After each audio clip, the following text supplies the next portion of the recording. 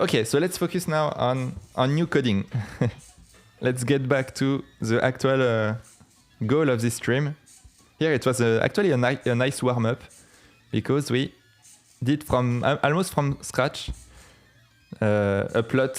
So it's like we are getting the plotter busy, and now we can focus. Okay. I hope you are having a wonderful Friday. I'm happy to have a day off today so I can focus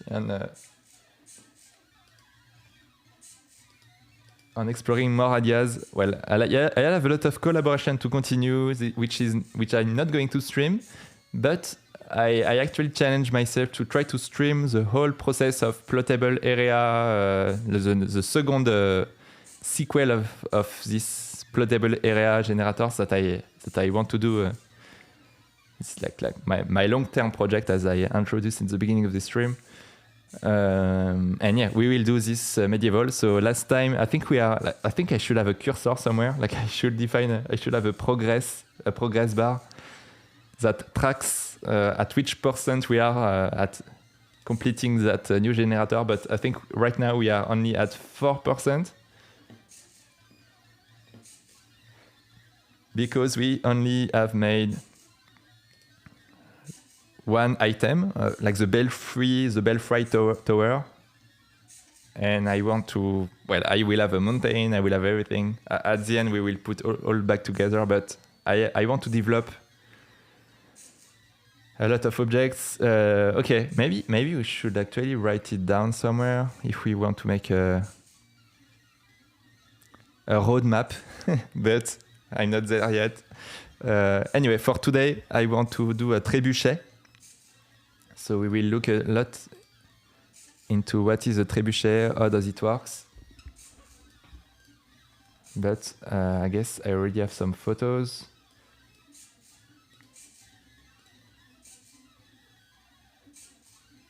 From the internet.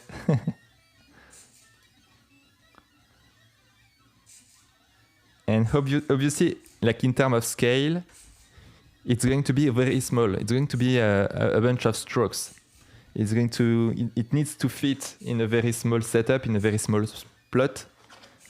Like we have, in terms of scale, our mountains are like that, and our castle are like that. So I think it's going to be like even the belfry towers we did 2 days ago. Well, they're still too big, I think. But at least we have enough detail, and that's like the point as well. Is like we have to put more detail and then downscale these details to something a bit more cryptic, a bit more abstract, a bit less detailed, and that makes it even better.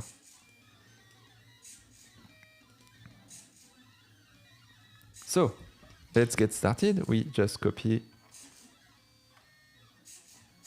just copy a new template. I think we will start again from scratch. No, actually, maybe we start from the other machine and we just replace the function.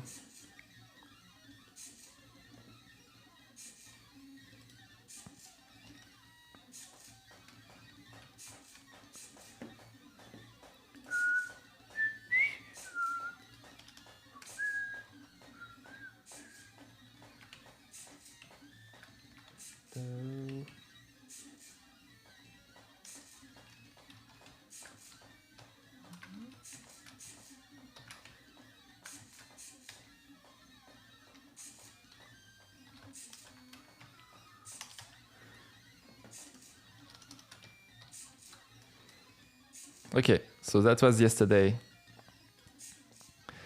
2 days ago, the last stream. Progress. So yeah, and it's very important that I develop kick off a first version, and then over time I have more ideas. And what I figured is that I absolutely need to have a wheel. Like we need to see a wheel in the inside, and the rope of the bridge needs to come back.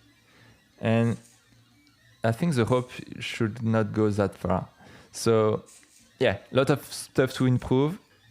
Here we have too much line. I mean, yeah, there's many things that we'll need to later improve, but I'm not going to do it now. It's like we have to leave some days more like thinking, and then we will come back to it. So, and we had a lot of comments of things we need to do. Okay, so if we do the trebuchet now, what should be our parameters? So I think we are keeping the same structure here. We have a weight, we have, well, we don't have a bridge width. We probably have an opening. Like, well, there will be some action. So it's either not, like it's either about to get thrown or it's like in motion.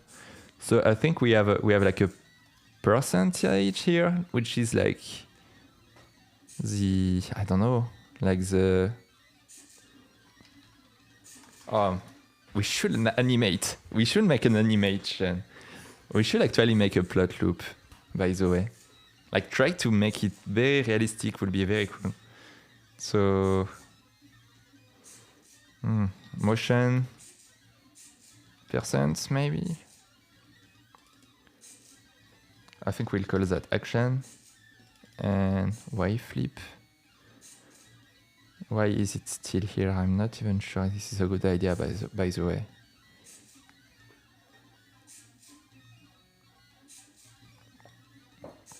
But yeah, let's keep it for now.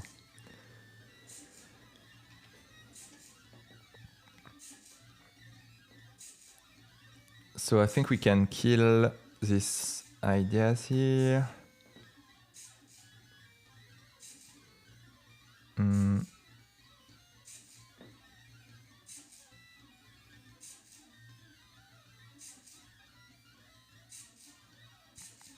Okay, so now we use our trebuchet function.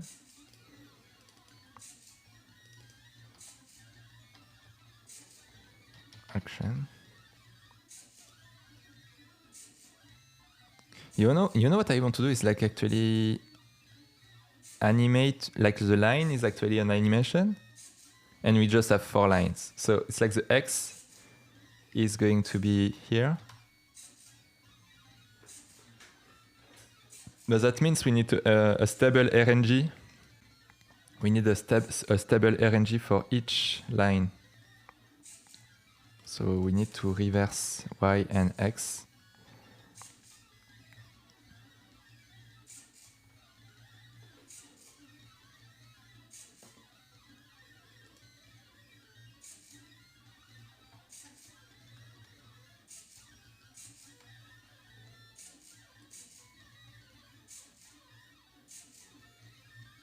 Okay.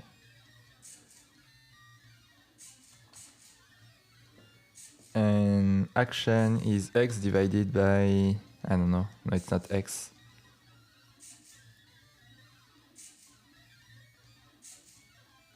Well, yeah, I mean, we can do that.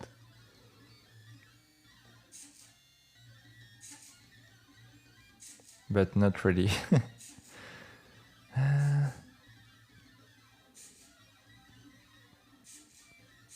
If we wanted to start at 0, it's like we would have to...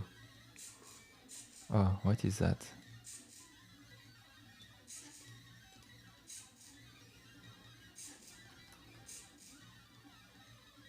X minus pad divided by width minus...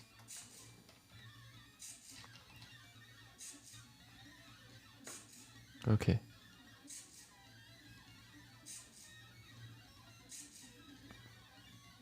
Well, I guess that's start our new generator. Okay.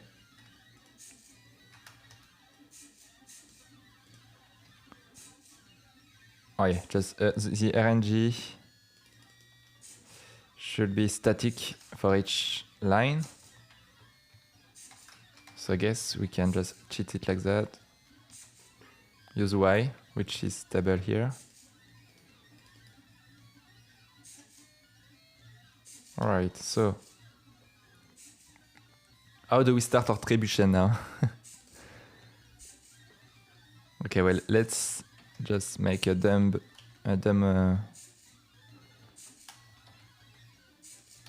stroke.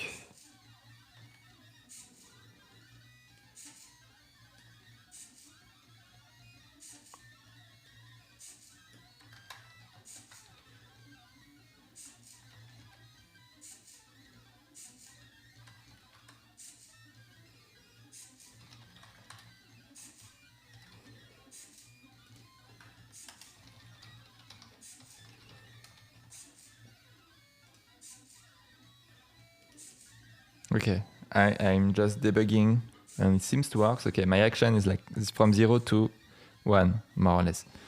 Okay, so that's in place.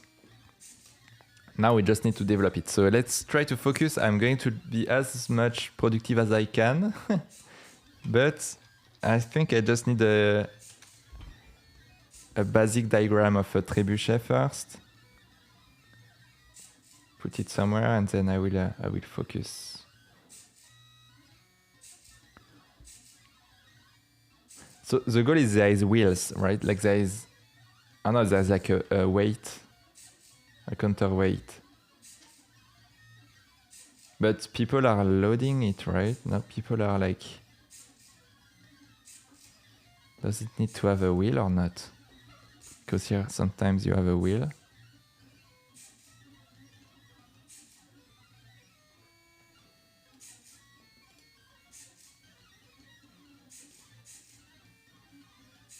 Okay. Can we find an animation that makes it easier to understand?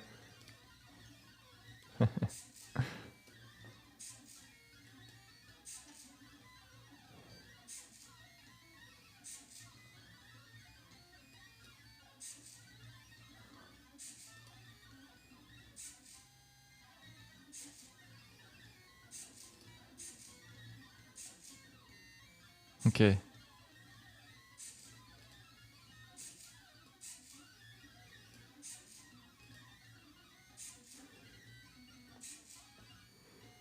Okay, so yeah, there is like something to turn here.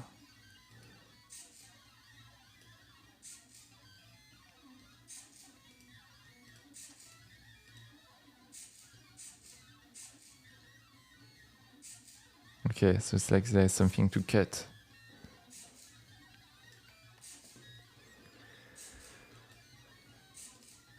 Well, that's cool. We have a nice base here. Okay.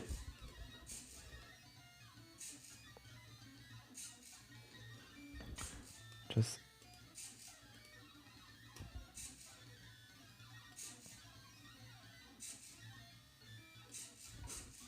okay, so I think we will have a width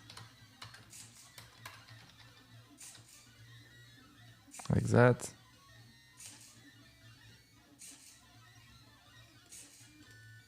So we are going to start by making the base.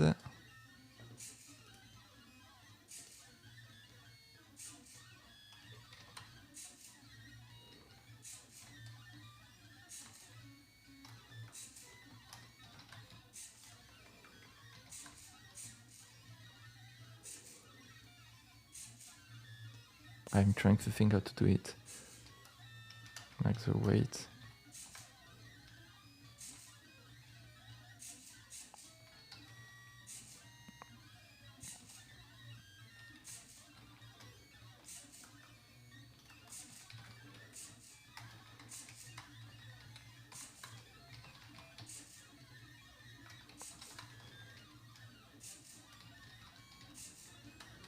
Like the steps between the lines.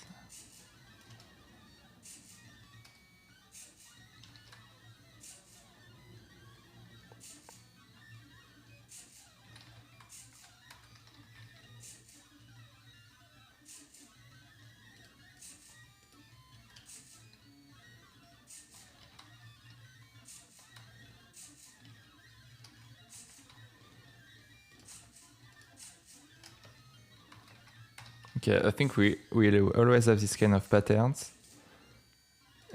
then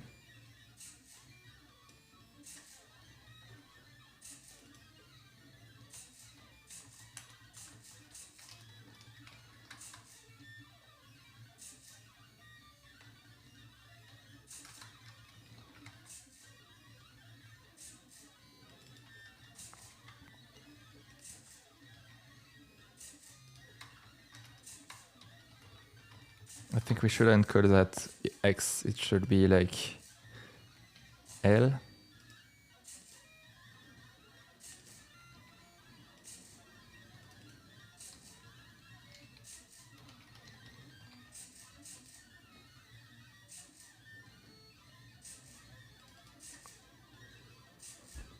Okay, so it's our base.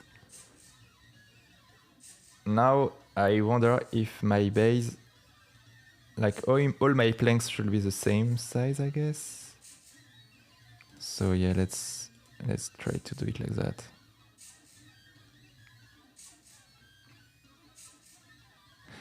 Now, if we want to optimize that, it could be actually smart to do a zigzag each time we do this. So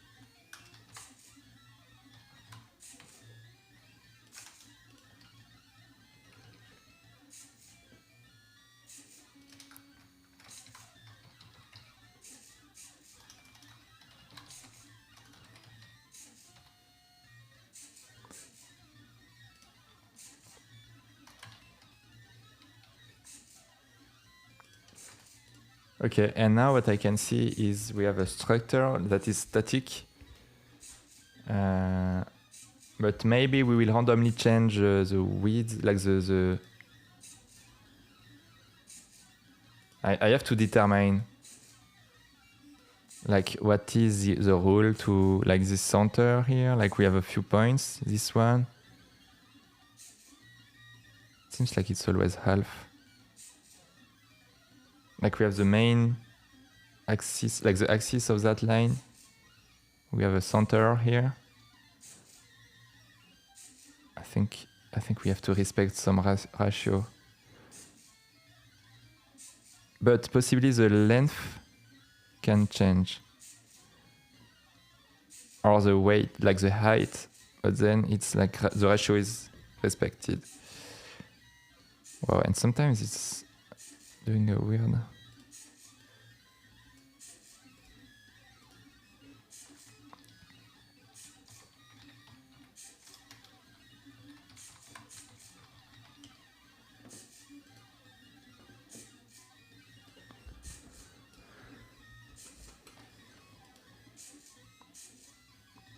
Sometimes it's... I don't want to put too much detail, like here it's like too much, I cannot put all this in. But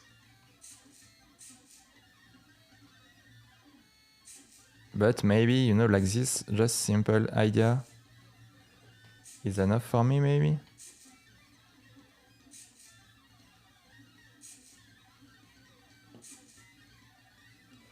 Like that.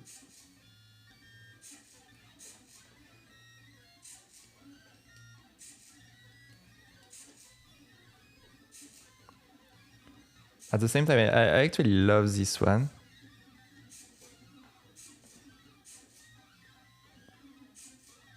Wow, there's so many different kind of trebuchet, that's crazy.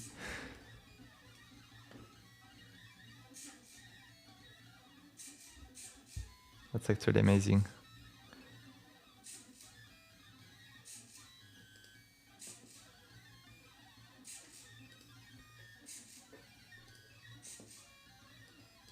But this one is quite epic. I think this one is like a good base to try to achieve.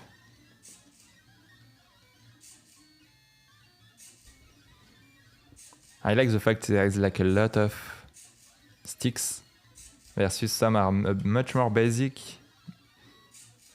But yeah, I think we could play with various complexity and various wheel system as well.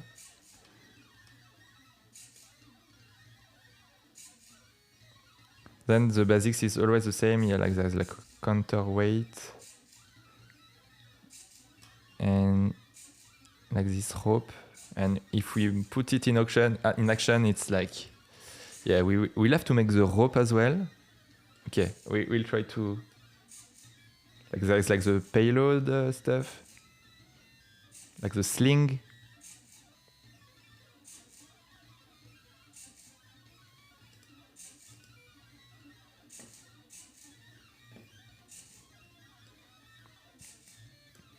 Yeah, I think it's important to start basic, like try to achieve that first, and then we add more complexity. So we have like the frame to do first, and then we will figure out things. Okay, frame H. It's going to be half for now of the total height. And then we have like what I will call H2 is like part of that.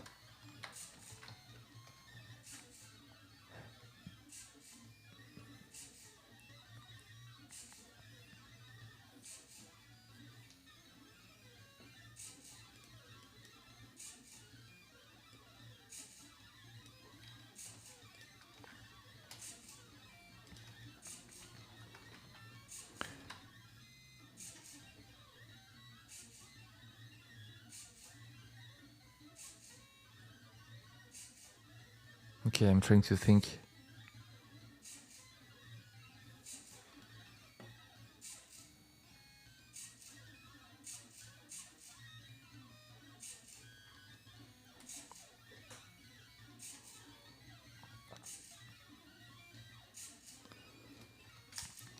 Okay, like the frame, there is like a main stick.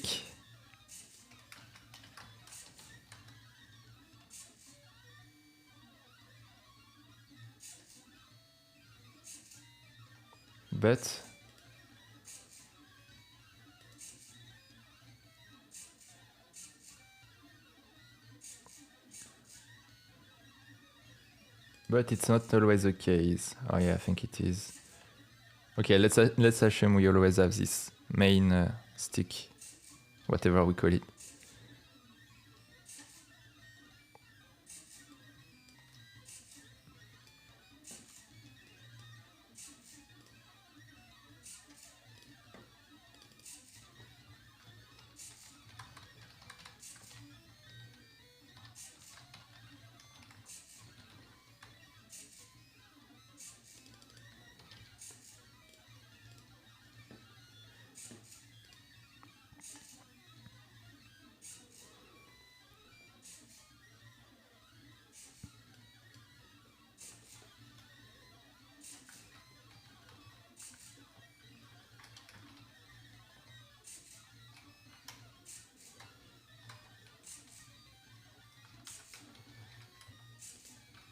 Okay, we have to center it here.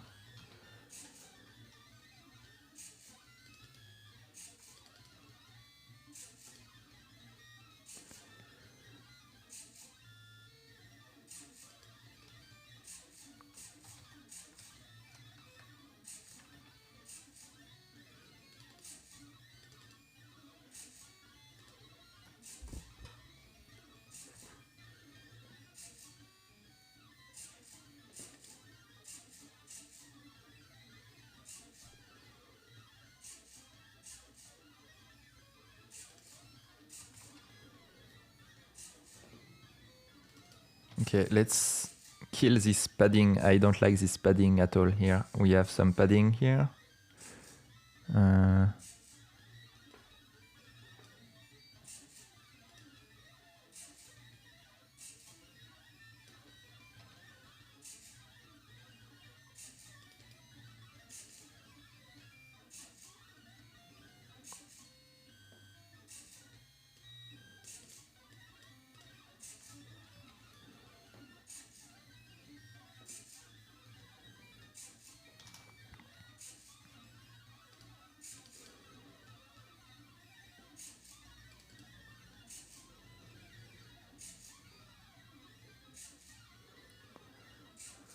Okay, I'm trying to figure out the good ratio here.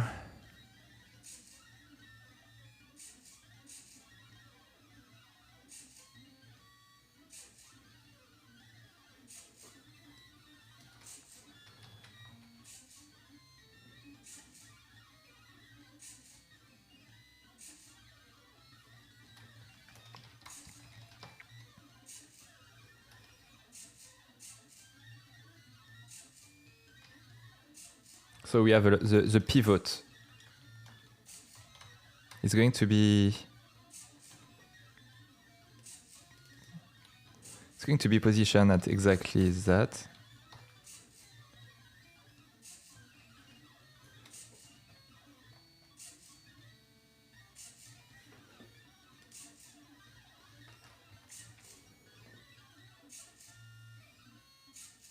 And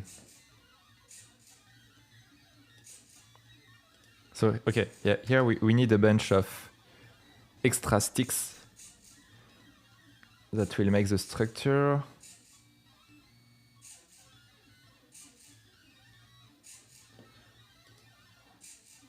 Wow, so sometimes there is a wheel on the thing. I don't think we will have wheels. Wow, there's so many versions of a trebuchet.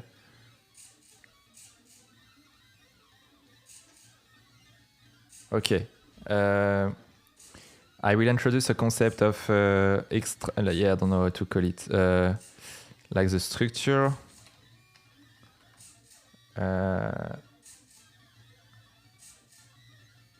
Frame, like frames, whatever, like the frame. We are going to make triangles, and I think we just need a bunch of like we could randomize that. Like we could have nothing, or we could start adding some points in this, and I think it's going to be a tuple of two values. One is the x delta, and maybe we can randomize it between 0.1 and, well, let's say between 0.3 and 0.1, but multiply by the total width. But it's actually half.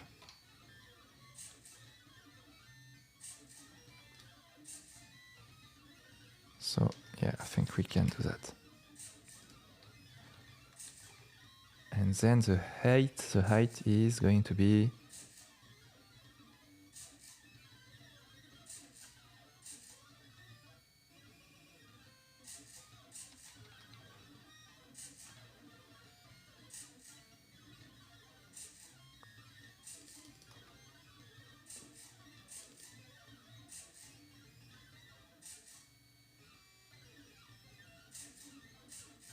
I guess frame H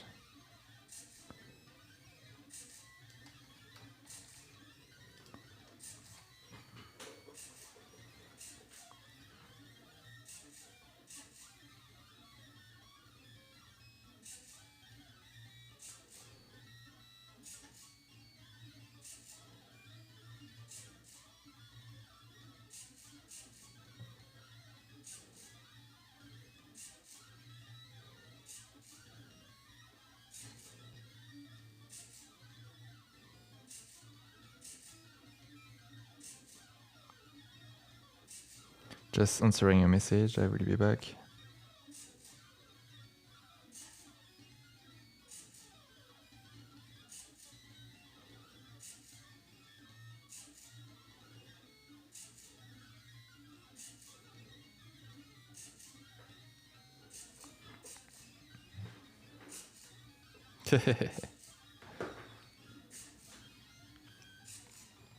Okay, so I want to have a concept of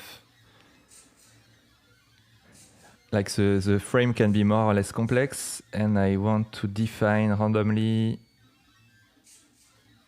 a bunch of extra frame stick and I will just randomize a few positions for now, we'll see. Okay.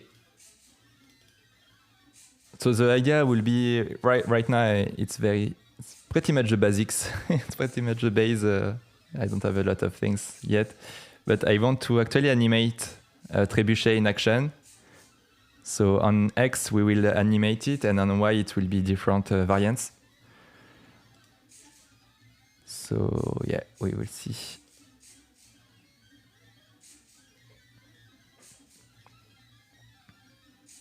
Okay, I hope I don't get too slow at doing that. So let's try to focus. Okay, so for each frame. Hey GM, Walkabout, how are you? Bon après-midi à toi aussi.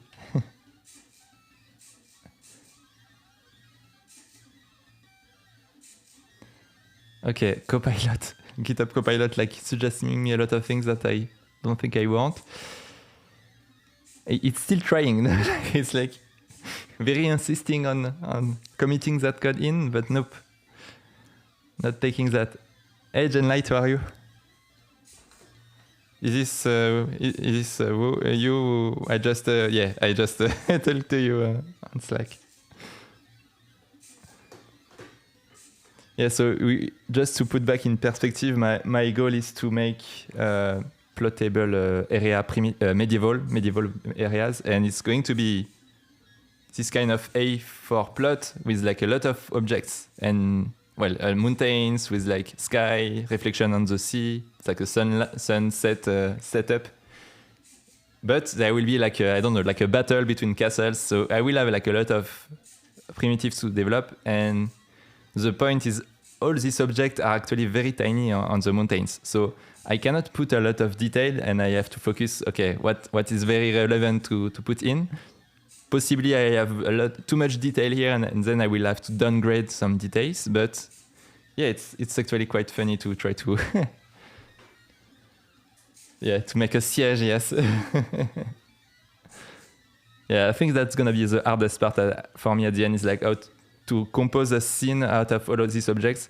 But that's why I try to make like a trebuchet, like all the features of a trebuchet. So it's like in action as well. So it's like throwing some fireball in the sky. Yeah, that could be cool.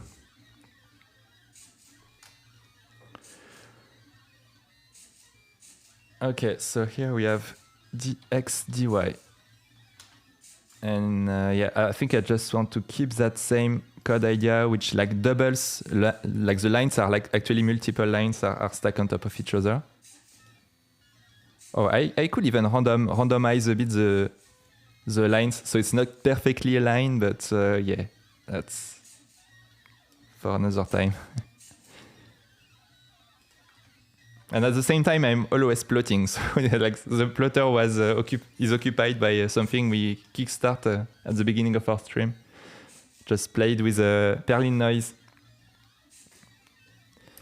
Yeah, ballista. Yeah. I have a lot of ideas of things to do. I should make a roadmap of all the stuff I plan, but I have so many inspiration, like from old drawing as well. I like the fact that in medieval drawing, like they don't respect perspectives, they don't respect proportion of things, like the ratio of things. Like you even have like what the fuck? Like it's like, yeah, there's flying people here. It's like I don't think I will want to go too crazy like that, but I want to inspire a bit from these properties. At least when I will have people, I think I will want to keep a bit this mood, like this basic idea where like you see the same head repeating a line and everything, which is both simple and actually like quite aesthetic. So yeah, like this could be cool to make a catapult as well.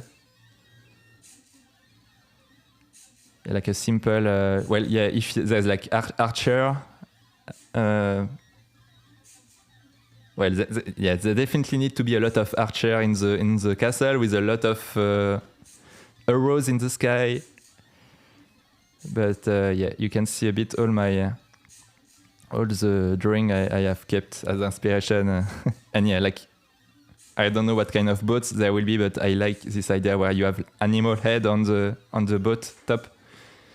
So yeah, I want to document myself more. I will actually go soon to there's a Paris museum on medieval, like a medieval museum. I will go there soon to try to inspire from more stuff.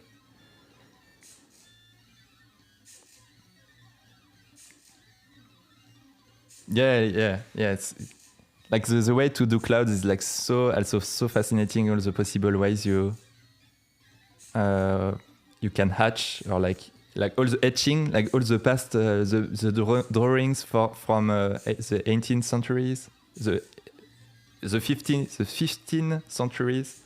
There's like a lot of etching, very interesting etching techniques that is very close to plotting, to what we need to do in plotting. So yeah, it's like quite inspiring.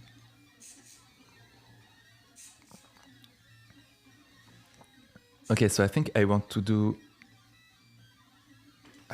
ABC, and I want to zigzag. So to optimize a bit like the stroke, I will always do a zigzag when I repeat a line to try to minimize the pen up. So here we are going to do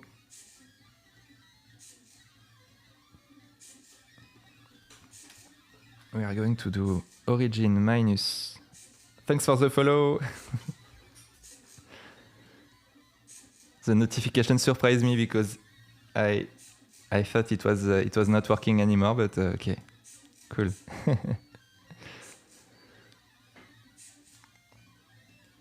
Okay, minus L here.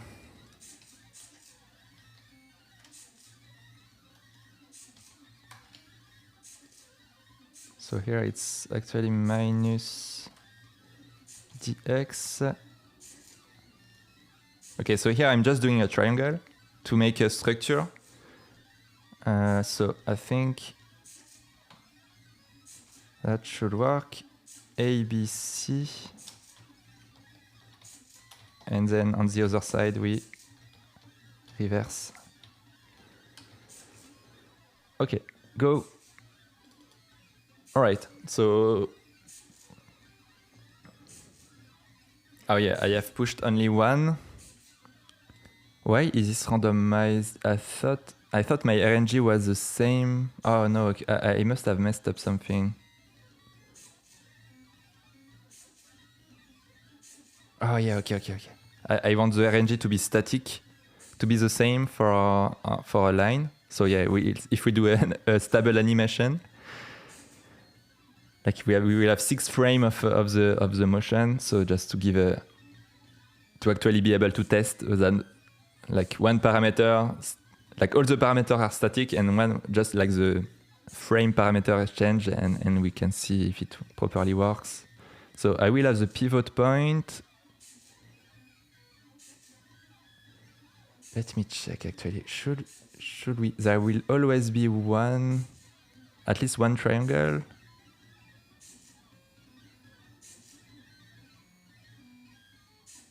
Oh my god, there's so many different kind of trebuchet.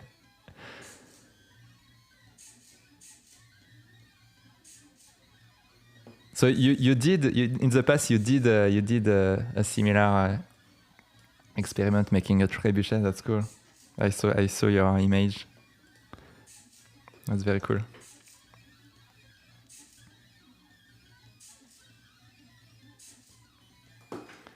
And indeed, there needs to be also some people around. Like there will be some people who like doing some action.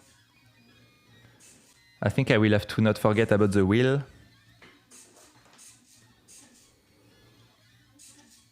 Like on my previous Belfry tower, there needs to be some people climbing it. That's yeah, for sure.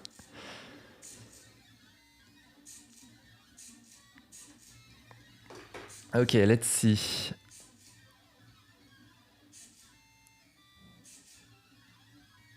So I haven't really, like the delta here is like not respecting the angle, so it's a bit weird.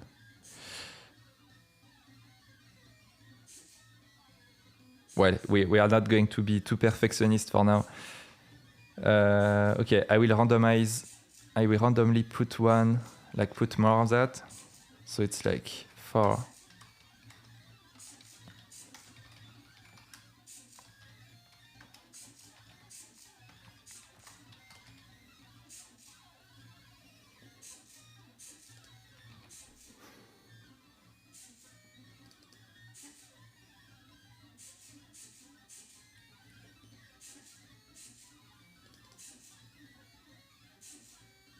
Okay, yeah, I think it's not such a good idea to make it too wild, like too random, like not enough controlled.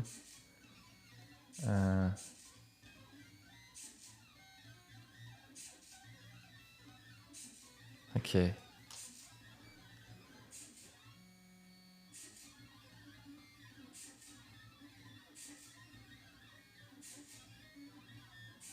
I'm not sure what I should do here. Like I want to avoid having twice the same line at the same position, because it's going to do this, which is maybe too dense on the paper. I mean, yeah. Okay, an idea would be to just have a bunch of numbers and then just randomly pick from them possible positions.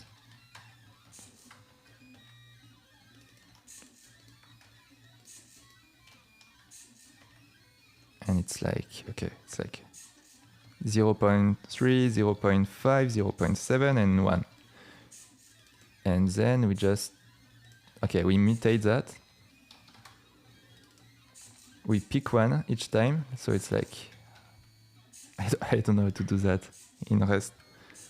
Can we mutate that and remove one? Remove a random one? I guess we can rng dot. Yeah, but we need to remove it, so I think we just randomize the number from 0 to. Okay.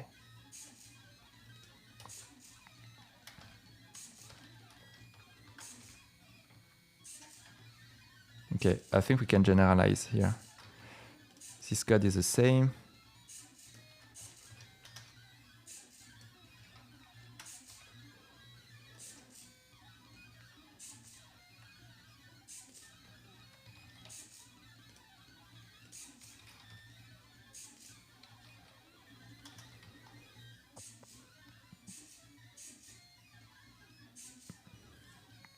Oh, there is a smarter way to do that. I'm so dumb.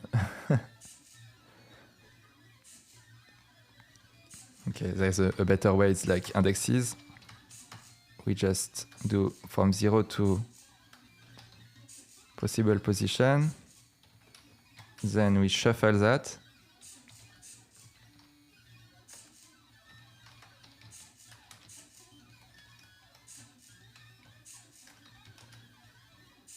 And now we just show the number, like how much frames do we want? From 1 to max 3, so we'll put 4 here, and then we cut. How do we do that? I never remember the syntax in Rust, by the way. Like, it is a big pain for me. But yeah. I think we can do indexes.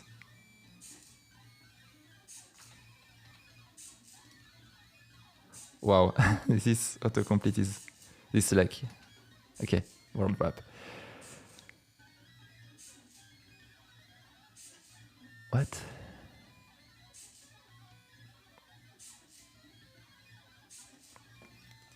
Yep, le plotting, ça s'appelle le plotting, l'utilisation de traceurs. Donc ouais, j'utilise un traceur ici, généré mathématiquement effectivement avec du code au départ. J'ai une question un peu hors sujet par rapport à ce que tu es en train de faire. Je t'ai découvert grâce à ton repo. Oui, Basing Easing, ouais.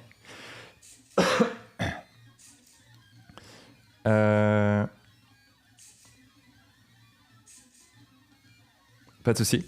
Ouais, bah du coup, en fait, l'algorithme de Bézier Easing, je l'ai pas inventé. J'ai repris, en fait, j'ai réécrit le code qui, à la base, je me suis inspiré du code de Firefox, en fait, de l'implémentation de Firefox.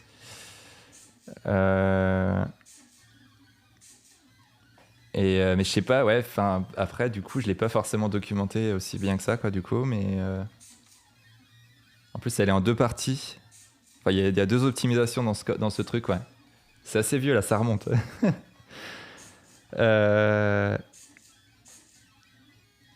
Mais en fait, le principe.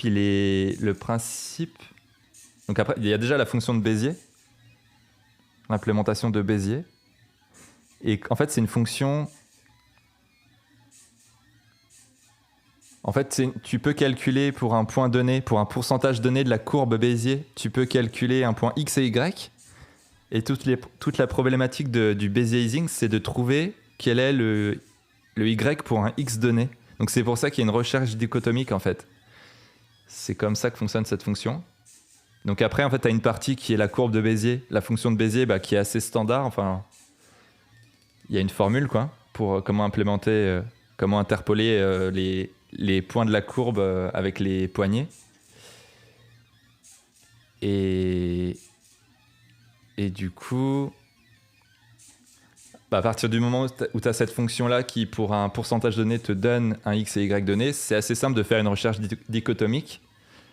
Après, je crois qu'il y a une optimisation où on précalcule. Donc ça, c'est pareil, je l'ai repris un peu de l'implème de Firefox. Je trouve que c'était une bonne idée. En fait, il précalcule certains points pour que la recherche dichotomique, elle commence déjà au bon endroit. Et après, ça la précise. Comme ça, au runtime, c'est encore plus performant. Donc ça précache un peu certaines valeurs. Mais voilà, il y a plein de petites opties. Fondamentalement, le principe, le principe, c'est celui que j'ai expliqué. C'est juste une recherche dichotomique de la courbe de Bézier, quoi.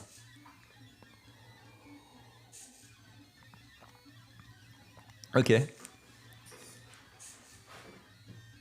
Ouais, c'est un problème assez. Ça, c'est pas le truc d'Euclide. Enfin, c'est pas cette idée là de finalement de la dérivée des fonctions. C'est un peu ça en fait qu'on apprenait en maths. Cette idée de minimiser là, de zoomer le plus possible jusqu'à considérer que c'est suffisant. Donc ouais, généralement recherche dichotomique. Donc potentiellement tu peux le faire en récursif. Enfin, voilà, t'as un point de départ, un point d'arrivée. À chaque fois tu zoomes en fait. Donc tu déplaces 2 curseurs jusqu'au moment où tu considères que c'est terminé, donc que ça soit un nombre d'itérations ou un pas suffisant. Enfin, le delta doit être. Enfin, ouais. Genre, si le Y1 et le Y2 sont suffisamment proches, tu peux dire bah c'est bon, j'ai assez de précision et. Voilà, j'espère que c'est clair.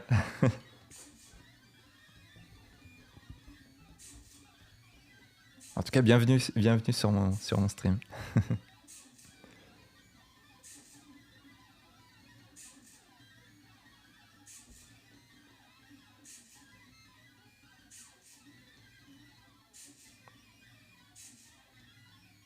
Ah oui, ok.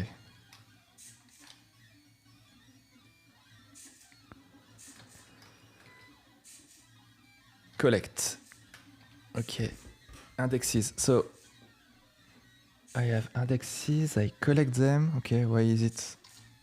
Okay, I'm always fighting a bit with Rust, but it's for the good, it's for the better good because we have a very strongly typed language with like a lot of security. Okay, and I'm not familiar with this syntax.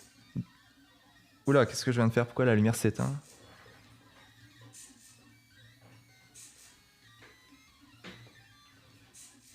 Petit problème de contact. C'est pour ça que j'ai racheté une nouvelle multiprise. Il faudrait que je set up tout ça. Question importante. Je viens d'y penser. Tu travailles sur des courbes monotones. Ah oui, les courbes monotones, c'est... T'en rappelles-moi, c'est quoi déjà? C'est une courbe qui... T'as pas deux valeurs, c'est ça, identique. T'as pas deux valeurs... Pour un x donné, t'as pas deux y donné, c'est ça? Je me souviens plus ce que ça veut dire.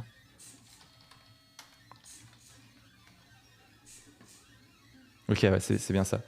Ouais, en fait, alors pour la courbe, pour le Bézier easing, ce qui garantit ça, c'est que ta poignée de gauche ne doit jamais aller plus loin que... Enfin, en fait, t'es contraint. Enfin, t'as deux poignées, du coup. Et en fait, ta poignée, elle pourra jamais aller plus loin que 1. Enfin, la poignée de gauche, elle peut jamais aller plus loin que 1. Et la poignée de droite, elle peut jamais aller avant 0. Et en fait, quand tu garantis ça, t'as plus le problème de... Dans le cas le plus extrême, en fait, quand tu mets tes poignets justement à ces extrémités-là, t'auras une droite au milieu, quoi, du coup. Et c'est là où t'as un peu de... Où t'as besoin d'aller très loin dans la recherche pour être précis sur le Y. Et parfois, ça glitch. Mais en fait, en réalité, t'as pas de collision. Enfin, t'as pas deux fois la même valeur. T'as pas pour un x donné, t'as toujours une seule valeur y.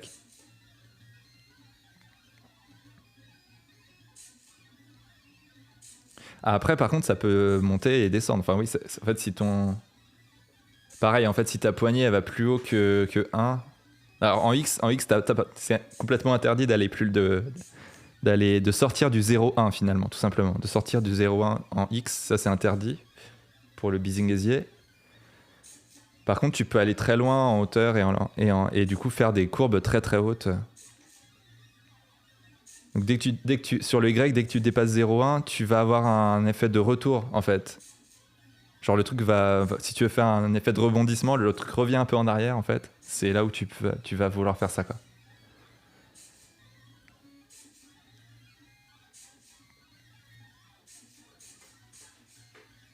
Oh, la densité sur le papier là, j'avais pas... Okay. C'est un test de densité sur le papier là, ce que je suis en train de faire. Un prototype.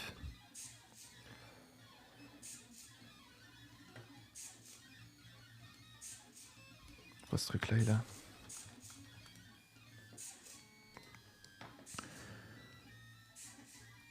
Ok, comment on fait ça?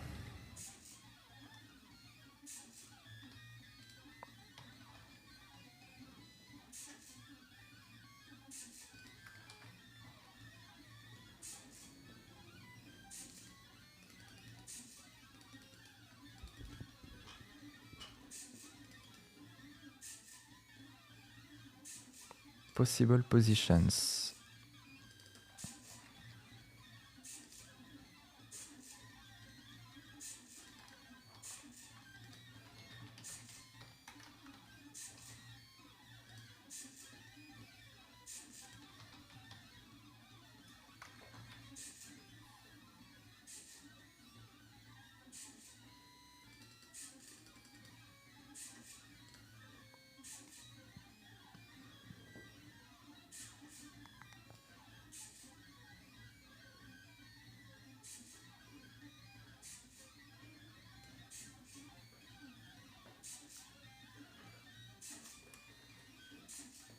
Pas de souci, bah hésite pas, y a pas de souci.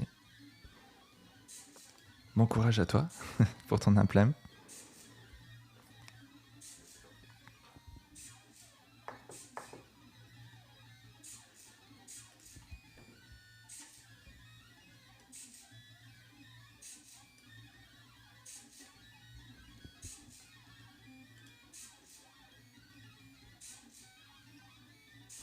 Ok. Pourquoi ça se refresh plus là, ce truc?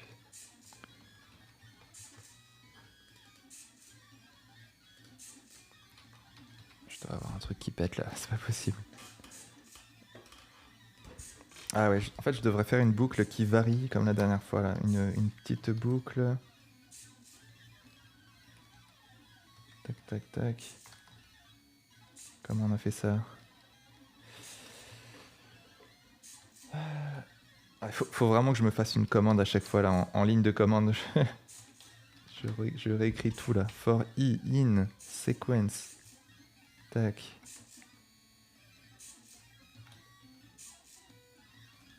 Je veux juste randomiser des résultats différents.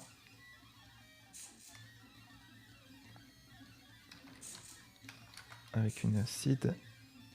Hop. Ok. Est-ce que ça marche? Ouais. Et toutes les 2 secondes. Ok, is this a tribute? It's not a trebuchet, it's like, this weird. This is weird. It's not gonna work if it's too big. Oh, maybe.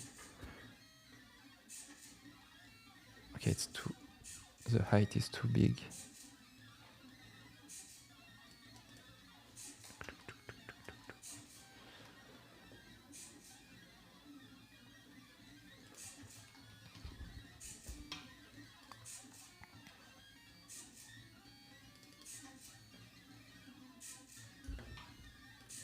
Okay, next.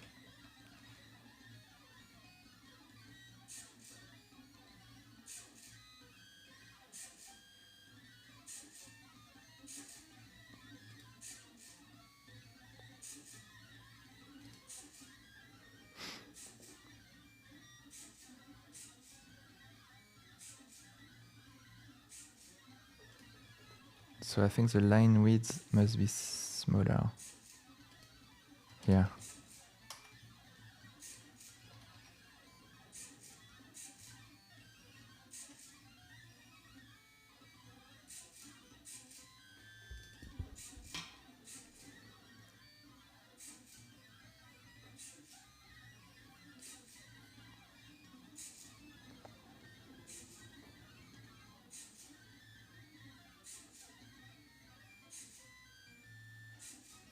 Like I don't know if I should bound the position with the X space as well, because here I'm still randomizing that and I don't know.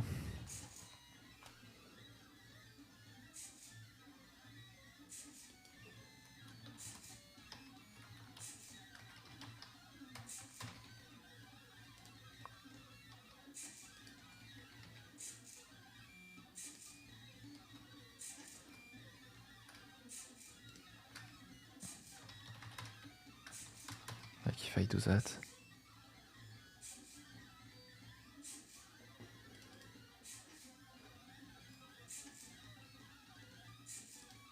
Oh no, it's actually maybe proportional. Oh, I'm lost. Okay, maybe I do a bit that.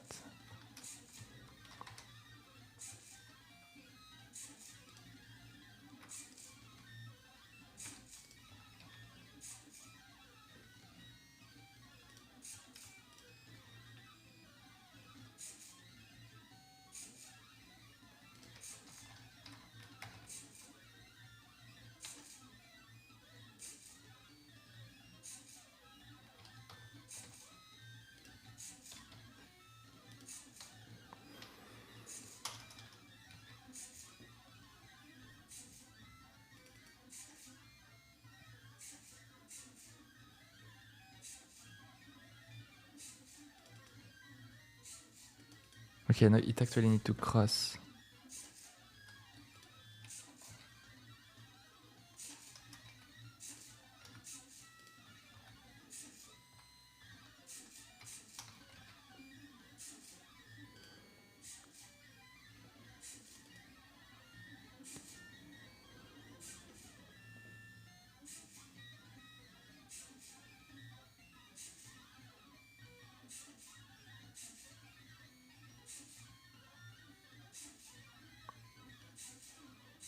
Okay, I think I'm spending too much time on this small detail. And yeah, it's too thick.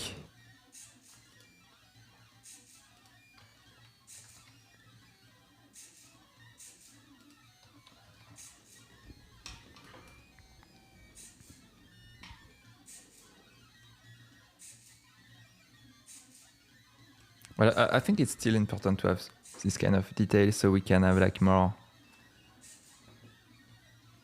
variety. Okay, well, we have our frame. We can move on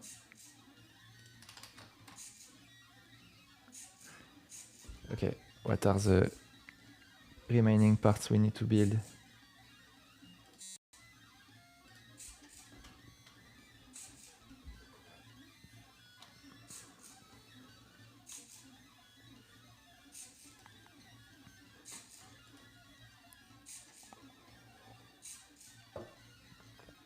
Counterweight.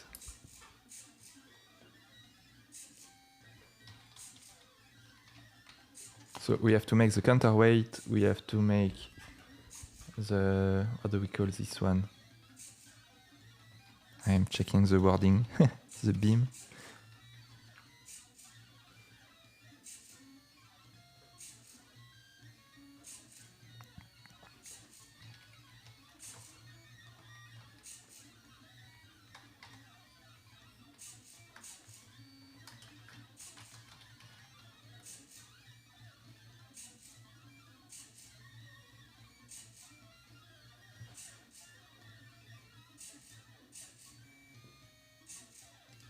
Okay.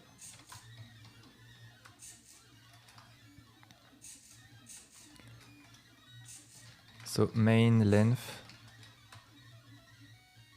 I think it could be 0.4 of the 8, I guess.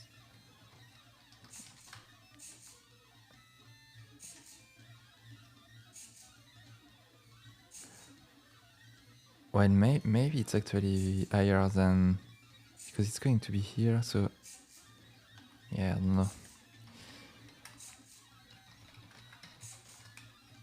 And then this will be the length. So I think we will randomize these numbers after that, but this will be, I'm just splitting the length in two parts. This is the longer one and the smaller one. So we have like two lengths to focus on. Then we will do the counterweight.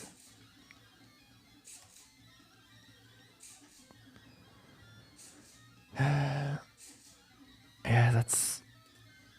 I already have a headache with all the stuff I have to calculate now.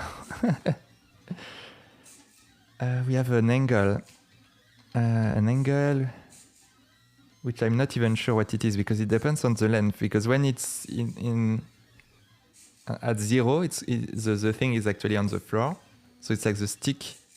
It's going to be on the floor, but possibly it's longer than the height here.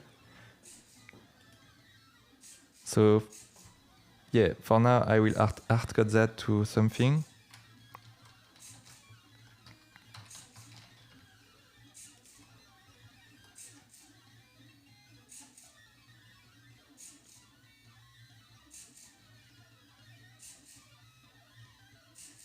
Action percentage.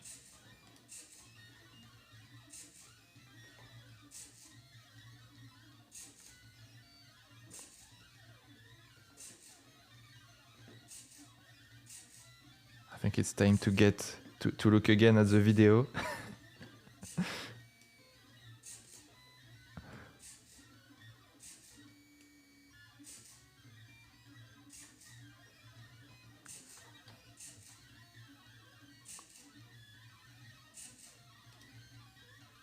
Well, it's going back and forth, but we don't care about the back and forth.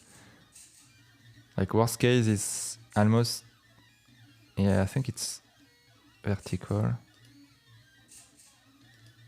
Almost. Oh no, it's actually going further, okay.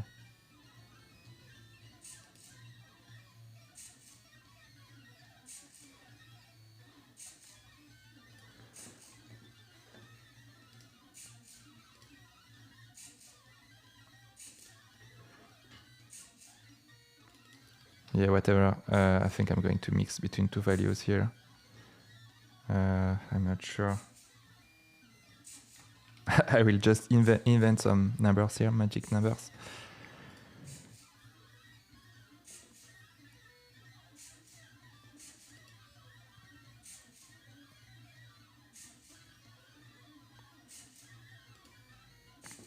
So we have our pivot, and we will just, this will be the angle of the stick, of the beam.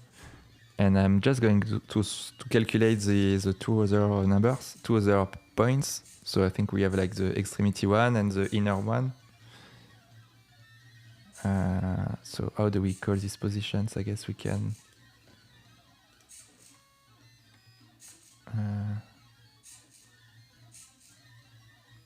top point. Oh, it's trying to do something. Hold on. That's actually amazing. But we want the pivot. We want to use the pivot. So pivot 0 plus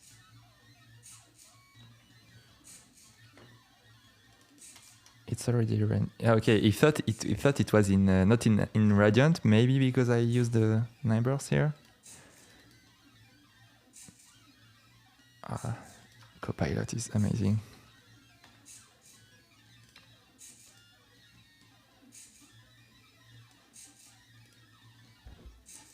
Hey Chris, how are you? Have a good day on your side as well. Well, it's 6 a.m. Good morning.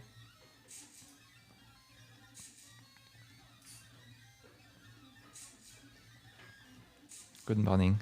Have a good day. A good Friday, I guess. Yeah, it's still Friday for you. I mean, it's still Friday here, but it's just we're in the middle of the afternoon. Okay, so 9 hours. That means you are on the west coast.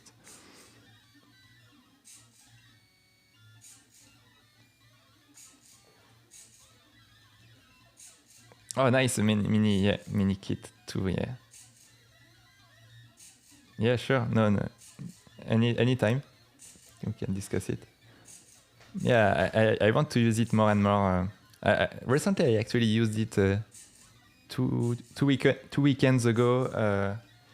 I did a lot of small postcards, and I was using my 3 plotters at the same time. And yeah, the mini kit was actually useful. But it's very useful when you go somewhere, like show to someone. You can bring the plotter somewhere. It's actually very handy for that. Yeah, I have my day off. This is why I'm streaming. Usually, I never stream during this during the day. But I took a day off to focus even more on some generative stuff I need to do. So, still trying to make to build a Trebuchet to make the Plottable Era Medieval. I still need to do it after months of brainstorming about it, of like procrastinating a bit about it as well.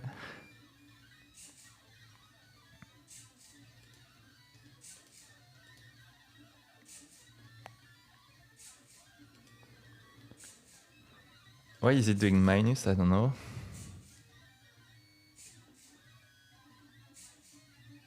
Okay, so yeah, because the angle will be the direction it's pointing away. Okay. So now we will do the same, but we remove the second length. Okay, and this will be the, yeah, I don't know how to call this. Point A, point A, point 1, point 2. Or maybe it's, well, these are also pivots. This will pivot other things. One is a counterweight, and one is the sling. So we have our first pivot, and we calculate the 2 other centers. Oh, I like this idea where like the counterweight is actually under with another. Okay, I think I will have to make that.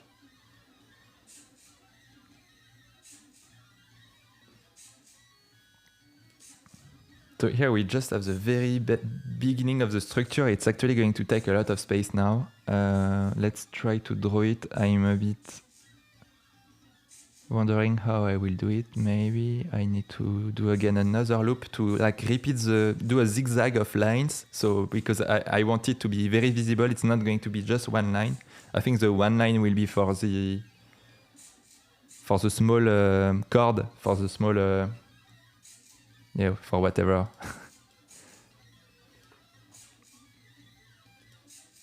Like the rope for the trebuchet to cut.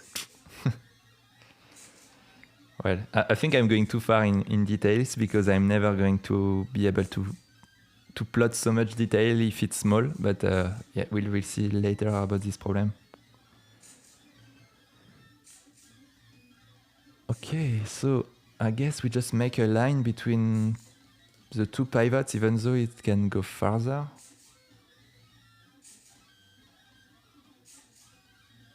No, it's okay. We can.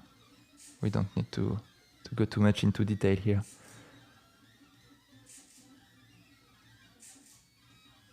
Okay, I guess we'll need to calculate a small displacement to repeat the line like along parallel distance, like because this is rotated, so I need to calculate something. All right. Wow, that's nice. So like straight away we have something, I mean, a bit more understandable, even though it's like needs to be tweaked.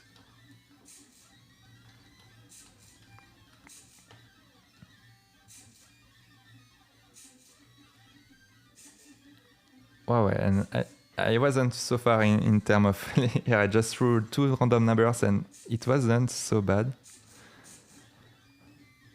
But I will need to calculate what is the beginning angle because it needs to like be on the floor, but it depends on the length because I want to randomize the length. Oh yeah, I forgot I want to also flip.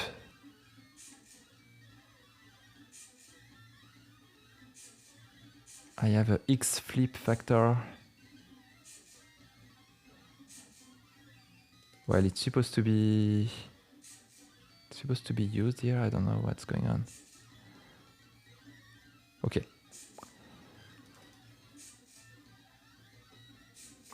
So let's calculate a displacement.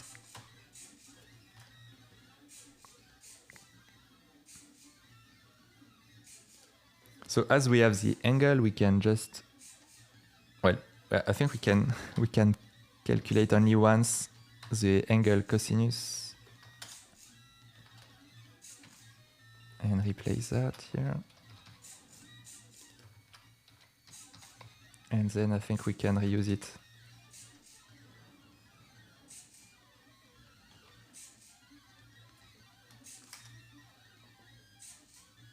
Okay, let's see. What will be the displacement? I guess we take L into account, but we remove line, we center it, so we can make this another value.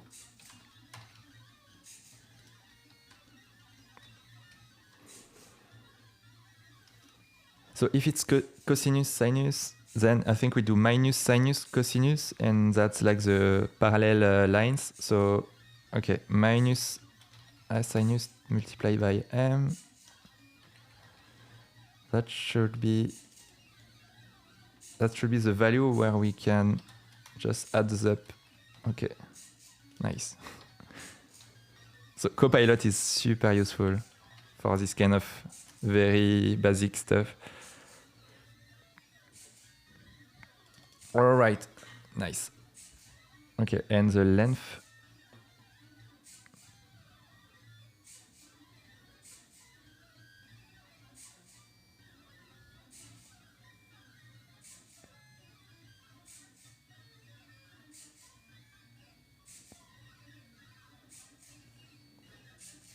Should we have wheels? I don't know if I'm so tempted to make wheels, but no, it's the trebuchet is static. To me, it's not shouldn't have wheels. That's weird. Like I see some. Well, it's a catapult. A catapult have wheels, but not a trebuchet. I think no. That I mean, in my mind, a trebuchet is something static, like in the floor, like attached to the floor, because it's so heavy. I mean, it's so intense in terms of weight.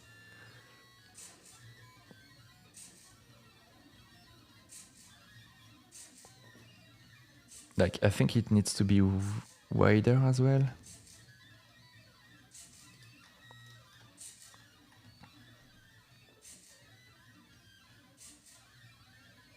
Oh, what happened? Oh yeah, it's random. Okay, randomized here. Well, sometimes it makes no sense here. It shouldn't happen.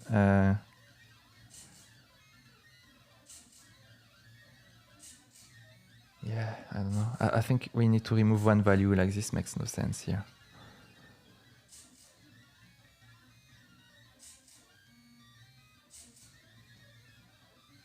Okay.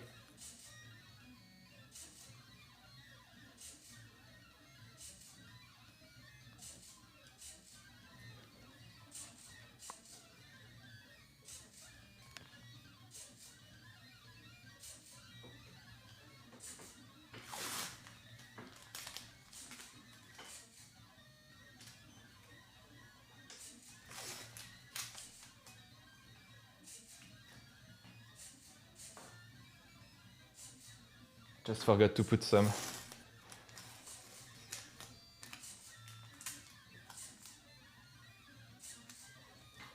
Yeah, at some point, like the paper start to ondulate, so we have to secure it properly. When you have very long plot like that, it's actually a density test here. Like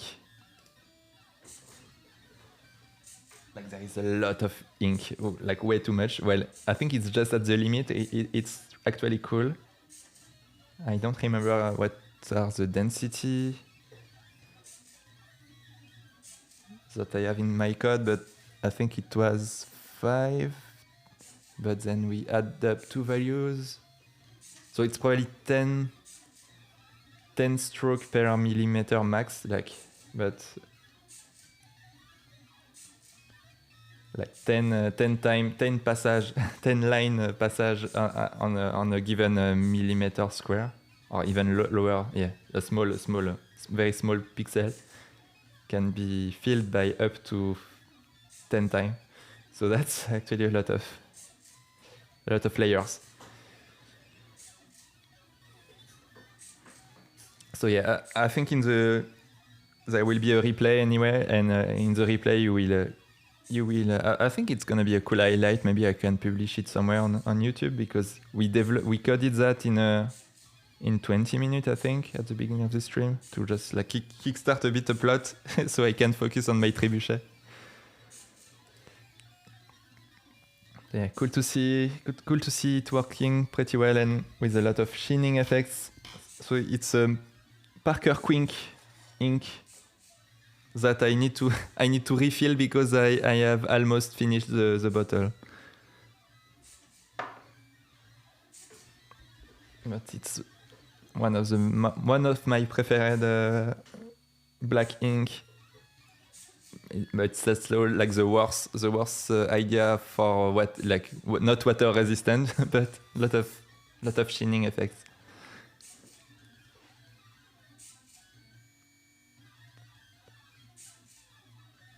Okay, I'm pretty happy by this current result.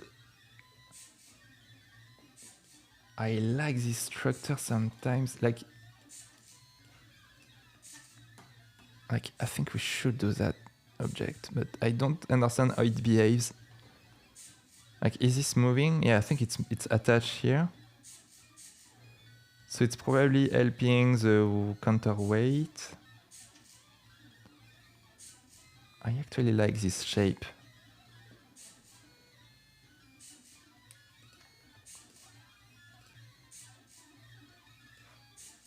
Versus.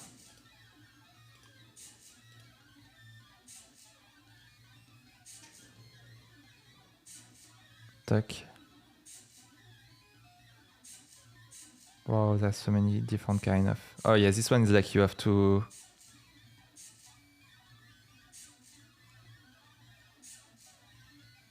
Well, this one is not a trebuchet. This one is.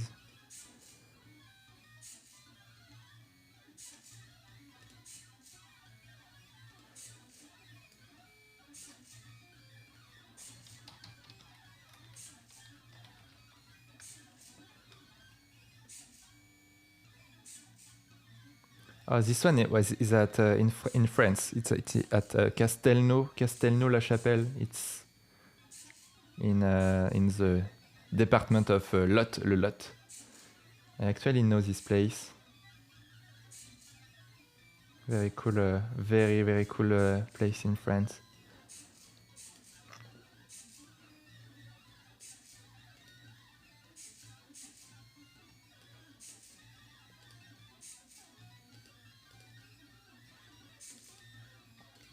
Okay, let's focus on the remaining part.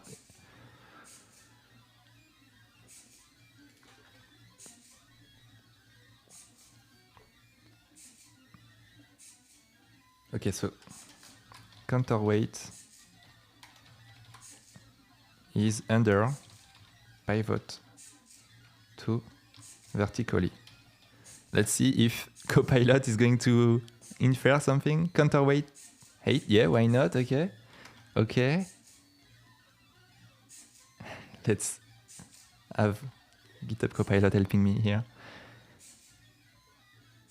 No, it's not helping anymore. It doesn't know what to do. Yeah, for sure. Okay, what kind of shapes do we want here? I'm so tempted to do just straight away do this one. I like this very recognizable shape. Well, at least the rounded part here.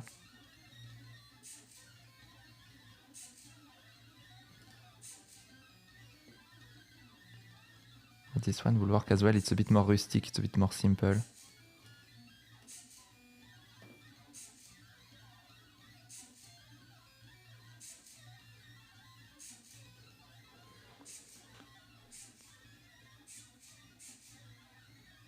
I'm actually I'm actually very curious about how this stuff works. Like, why is it for? What is it for?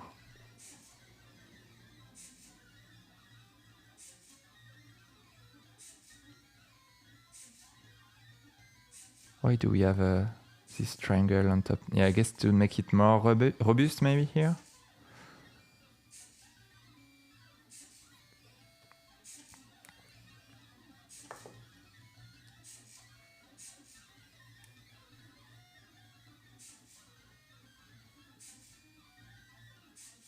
Well, and now, yeah, okay. How do we do that with code?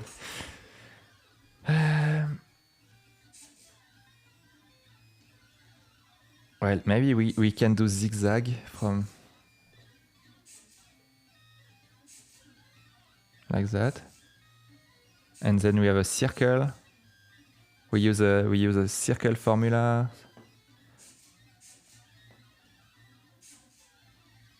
Well, we have to keep it simple, but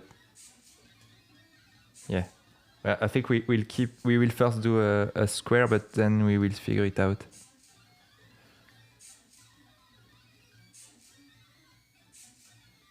So we need a stick under the pivot. Yeah, there's always this.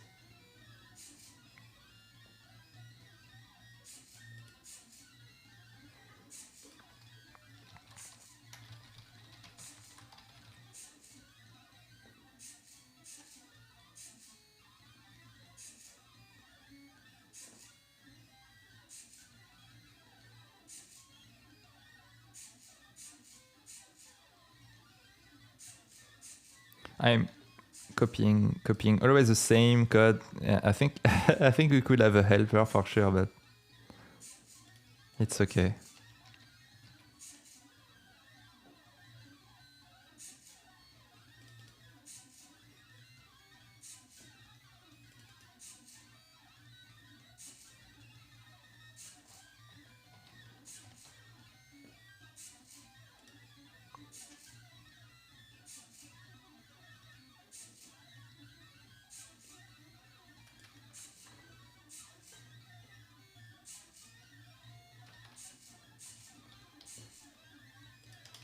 Okay, stick H.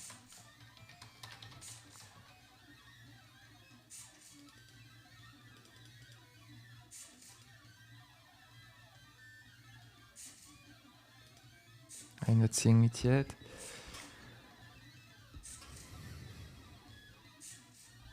And why is that? It's too small, maybe.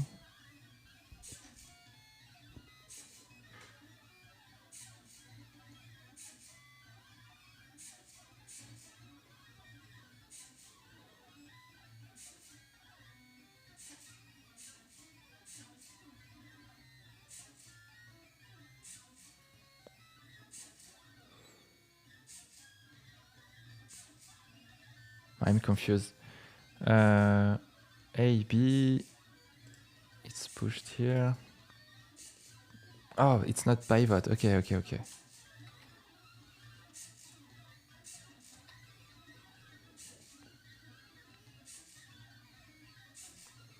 Nice.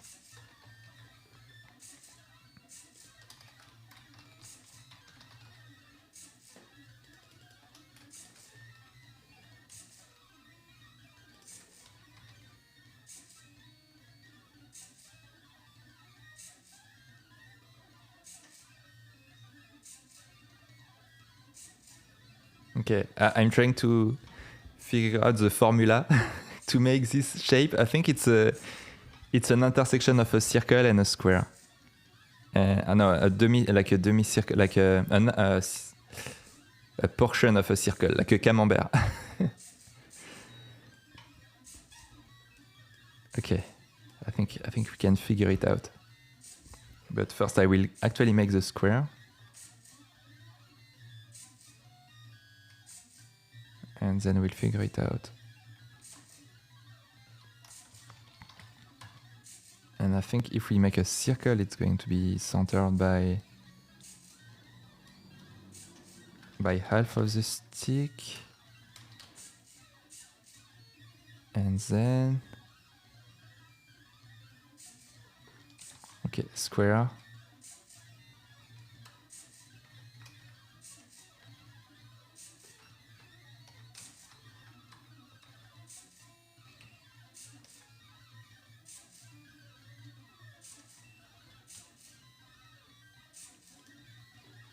So x1, x2,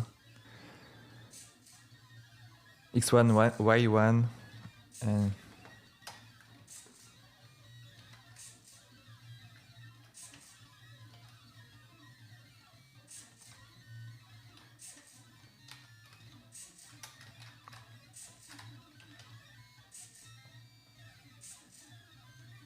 okay.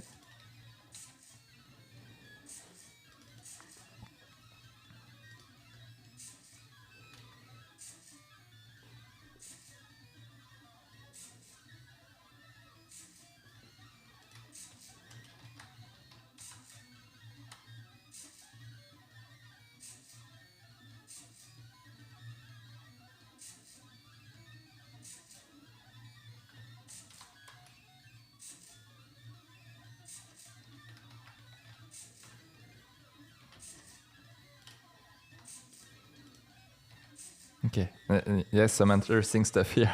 Okay, I want just to do a zigzag.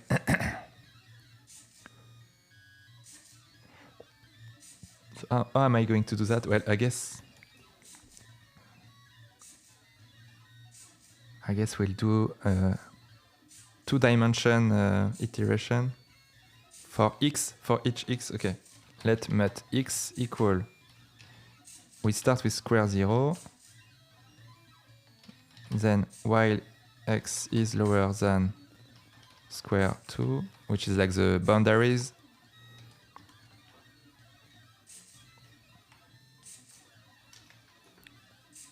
And I think we do another loop.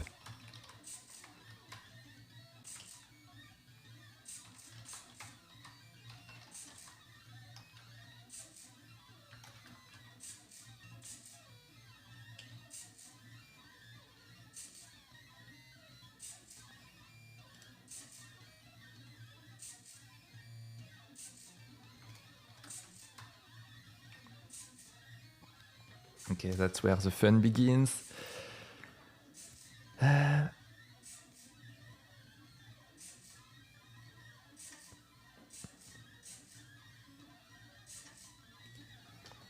Maybe a function which tells if it's inside. counterweight.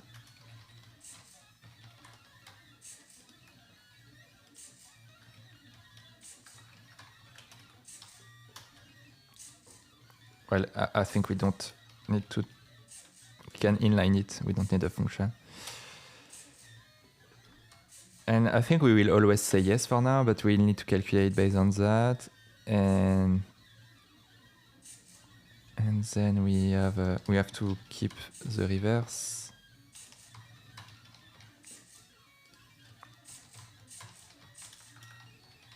Okay, we are doing zigzags, so I need to swap the order. Oh, that's annoying. Okay, let's see. So if reverse, we start with the bottom part and otherwise here. And then here we loop.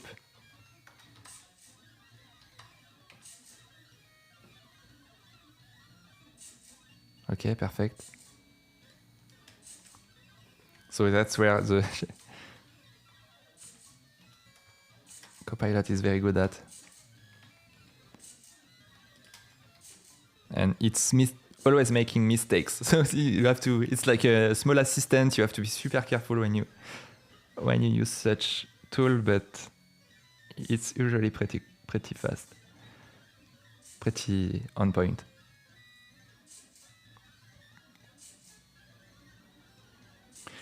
Okay, well, we are accumulating a route here.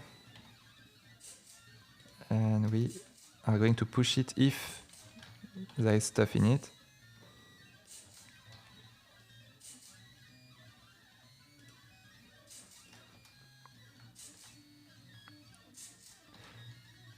So if we have inside, if we are inside, then we keep pushing points. Except that we will have a lot of points. That annoys me a bit. We don't want to push all the small increments.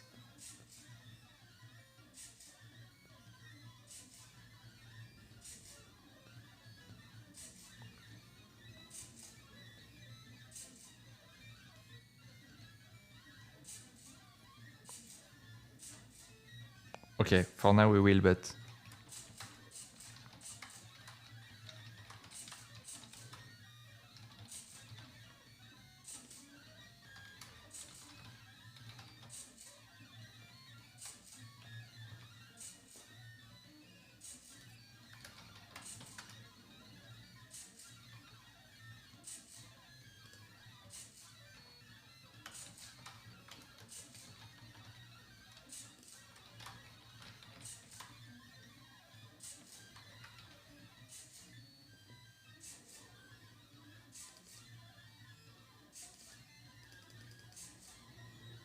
and now it's where it's supposed to draw something, but nothing is happening.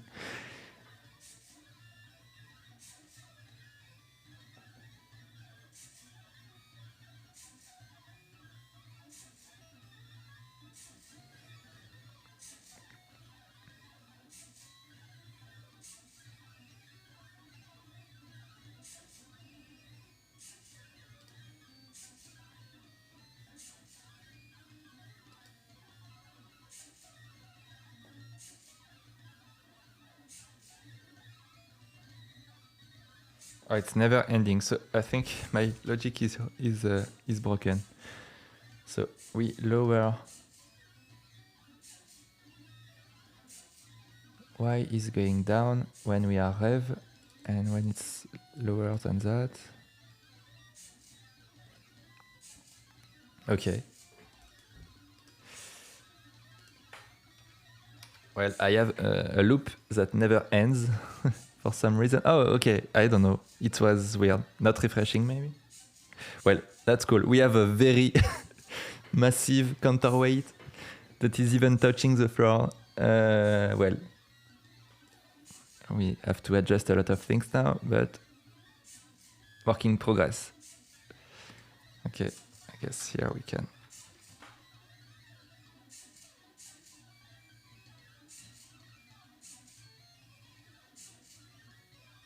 Oh, it's massive. Okay, so what's interesting now is I want to change that value here now. I don't always, maybe it will be the case, maybe sometimes it won't, like randomly. I will not always have the same square shape. Maybe it will be more rectangle, or maybe I will do this intersection of a circle and a square to try to remake the same shape as this. Well, here it's even more complex because you have a triangle as well, but yeah, I guess I can figure it out as well. With like an open, like a angle start, angle end. We'll see.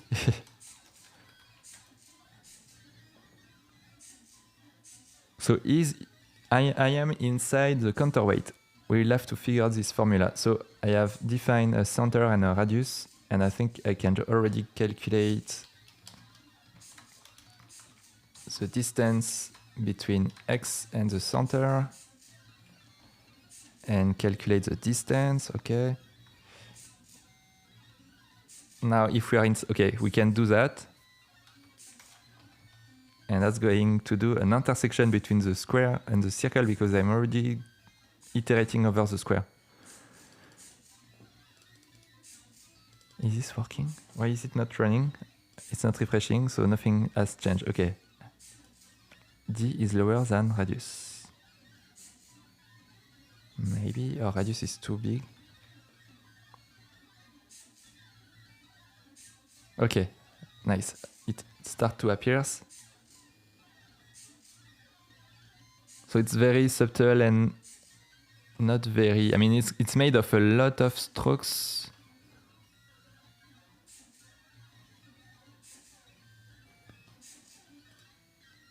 And we probably want to increase the line distance. I think I want to change it.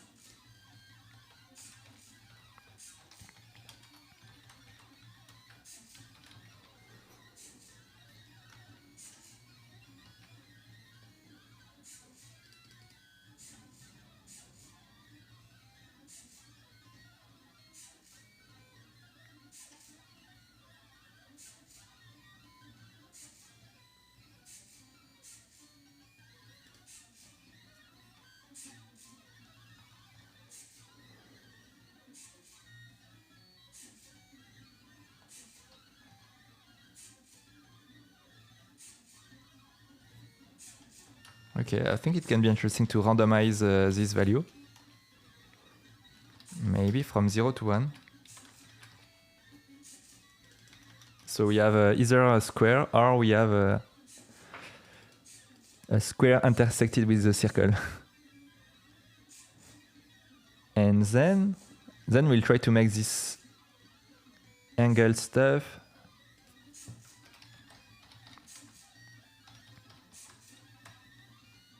Yeah, I don't know what to do here. From 0 to, yeah, I don't know what will be these values, but we'll figure it out. So we have like, we allow a given opening. So we need to calculate the angle between, like of this vector, like what is the direction of this vector. So I guess it's just dy, the atan2 function.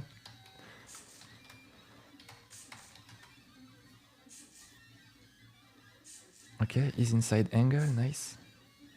Is inside circle.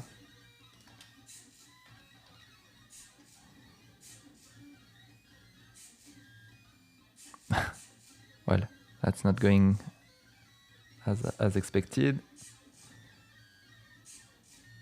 Okay, maybe let's print the values we get here. Because maybe we are in negative, I don't know, like.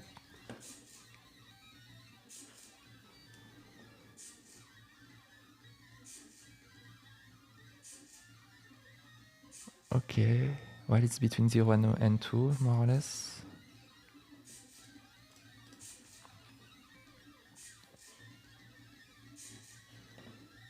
So Let me try to understand this. I think it's pi divided by 4 maybe, and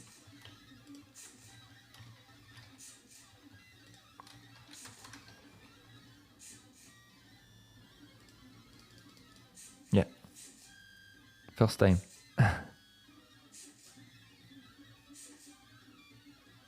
Well, that's very subtle.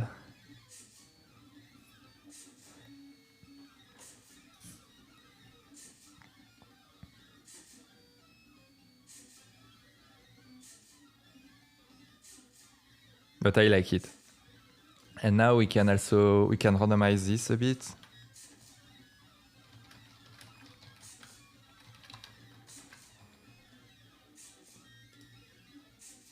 But I think it needs to be, oh yeah, maybe if it's vertical, it works as well, I guess. Wow, sometimes it's too extreme.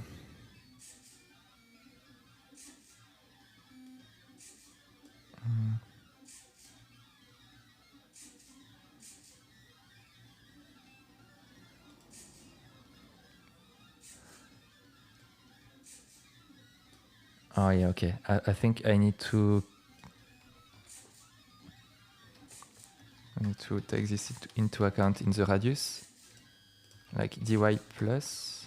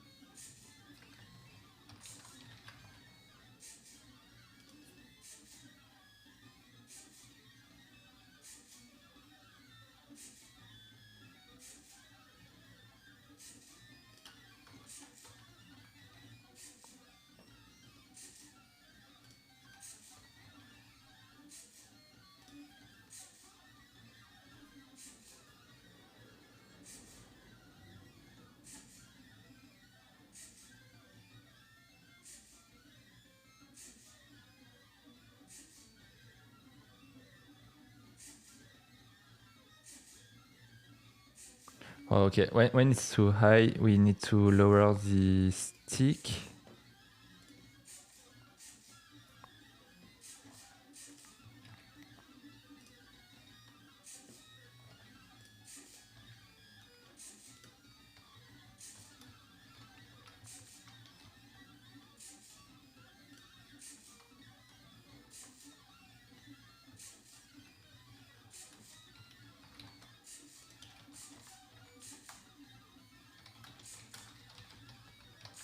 Okay, I will have a value here, which will actually be involved in both the stick height and the amount of height, I guess, but reversely. So, okay, mix 1 minus f. Because more we have weight, I think closer it needs to be to the stick, maybe, but not that.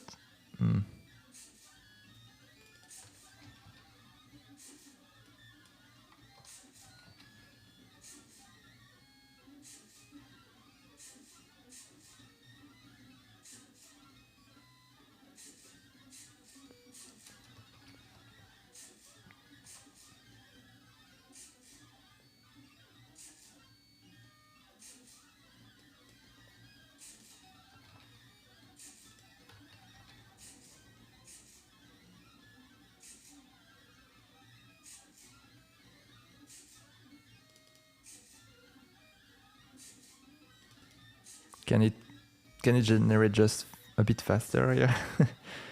Well, I think we can also make a RNG that is like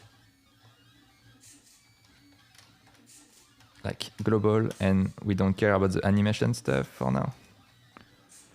Because here I was like always having the same on a line.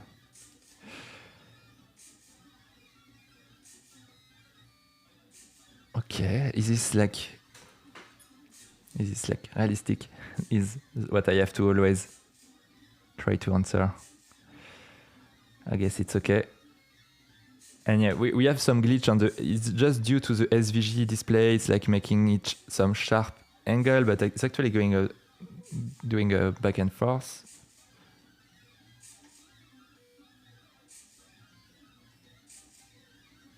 Oh, it's doing a zigzag, but not properly. No, it does. Okay, I'm actually lost in my own code.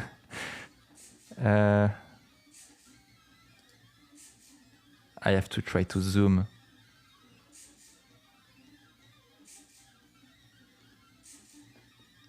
How can we visualize that?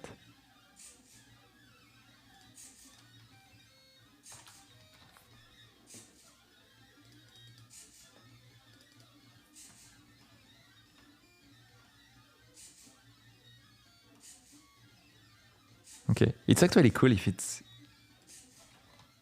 like near the visibility of the. Yeah, I think we should allow the lines to almost touch, but still allow some. Yeah, like that. I mean, allow some opacity in a way, because we just have some white space between them.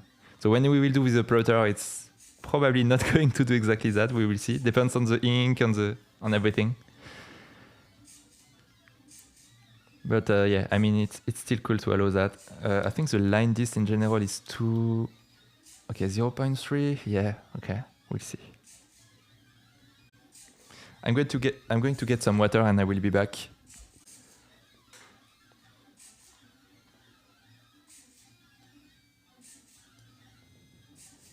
Okay, now remains the most important part, which is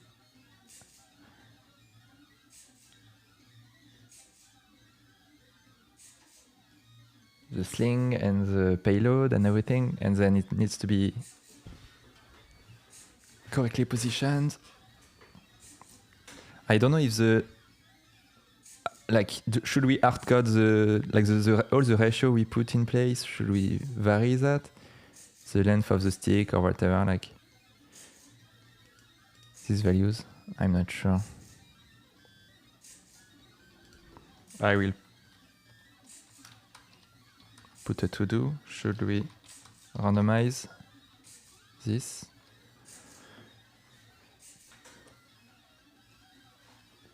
Wow, by the way, it's like not respecting the weight, the height I have decided, but I guess we'll have to deal with that.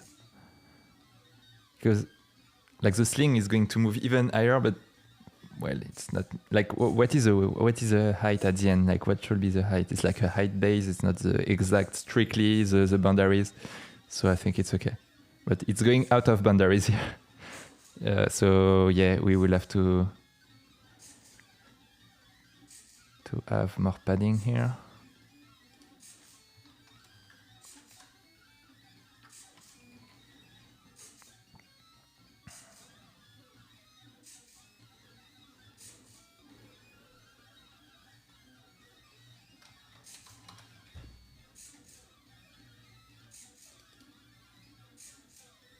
So yeah, when we make it smaller like that, it's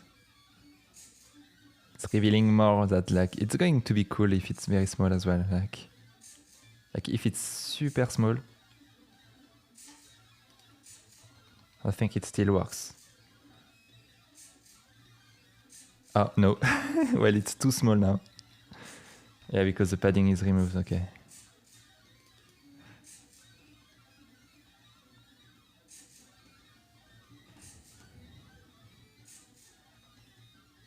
So you see, it's actually very consistent. It's like very cool.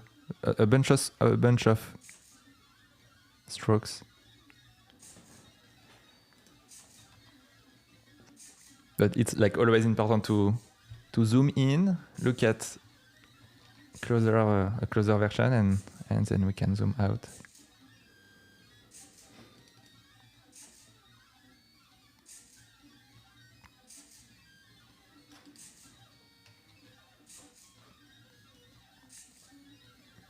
I forgot my water. I will be back.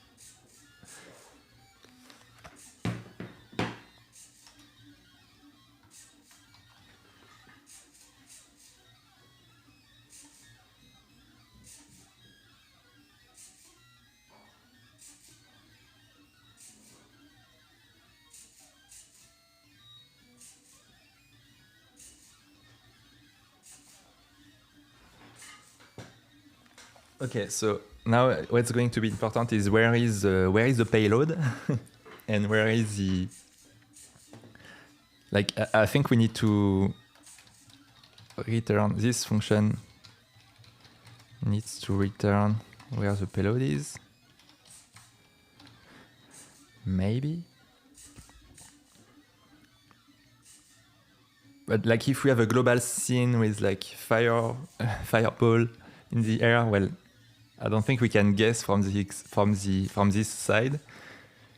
It's more like the caller of the Trebuchet function which will ask, okay, I want the Trebuchet to be in this position. Then we'll have to calculate on the external side where the objects are. But here I think we still. I think we still need to. We can still return a bunch of information. So this function needs to return where the payload position is,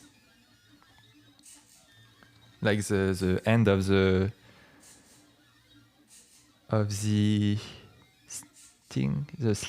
sling. Because I think the payload will be rendered externally, because we may choose a different style. Like, is it a fireball? Is it? And that's gonna be cool if we have like fire, like in the battle, because then with the reflection of the water, this could be actually visible. This will contribute to the scene, to the lighting. And that means maybe the sun can be smaller than what I used to do. I don't know.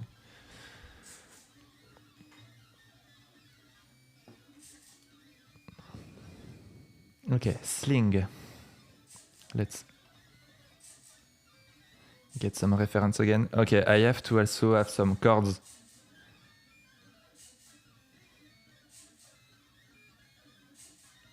Oh yeah, okay, it works like that. So you have like a chord here, so that like you rotate here, and that's how it gets down.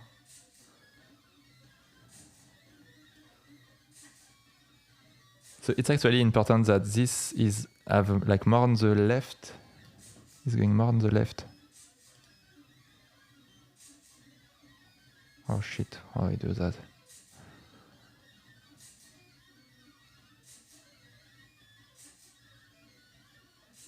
Okay, here is the base.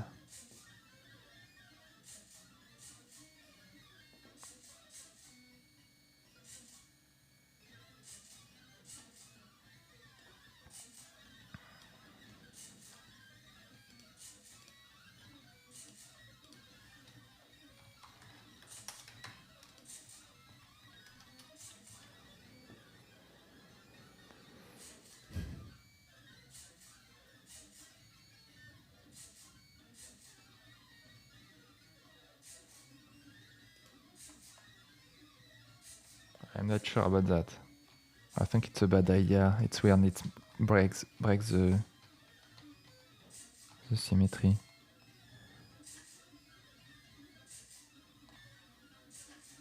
Okay, maybe there is just the floor and it's okay. Okay, we need some kind of sting. I need first to calculate where the payload is, I guess. Or like the sling center. Okay.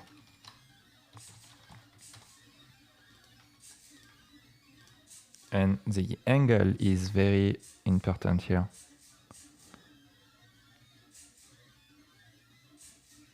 Okay, that's gonna be interesting.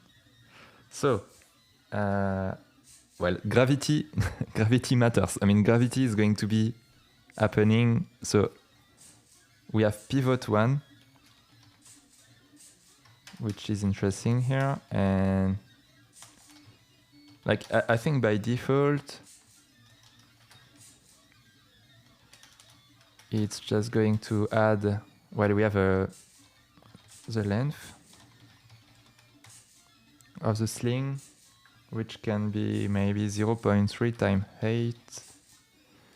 And here we can just do that. But I think we just going we are just going to minimize with the origin. So it's like on the floor. But then in that case, I think it's going right.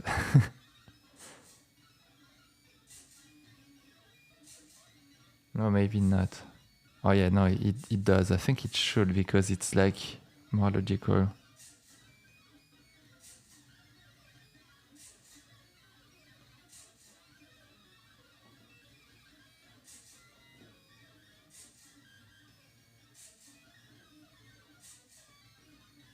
Okay.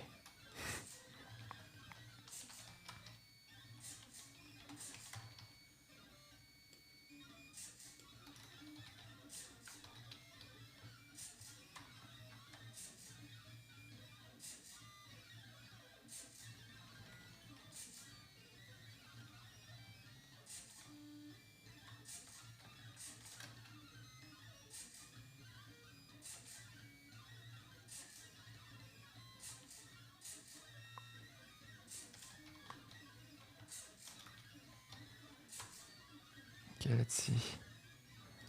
So possibly this is going farther than the origin. So I guess that value is interesting. And we minimize with 0. Maximize with 0. Okay, I guess there's something interesting here, but it's not going to respect the... I think after the... Yeah, we need to rotate. after some point, we need to rotate that object. Okay, let's see. So to do apply rotation depending on action percentage.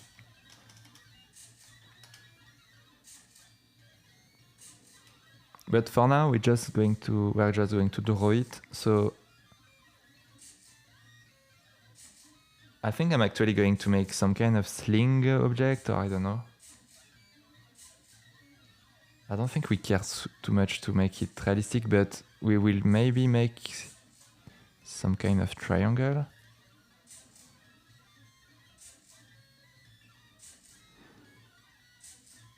Or something a bit more interesting than a triangle.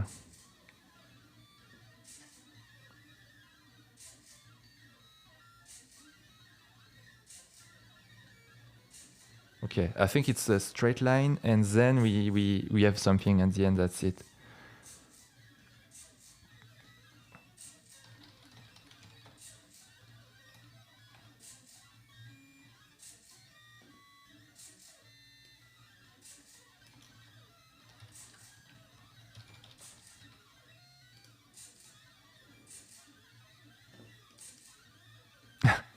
Oops.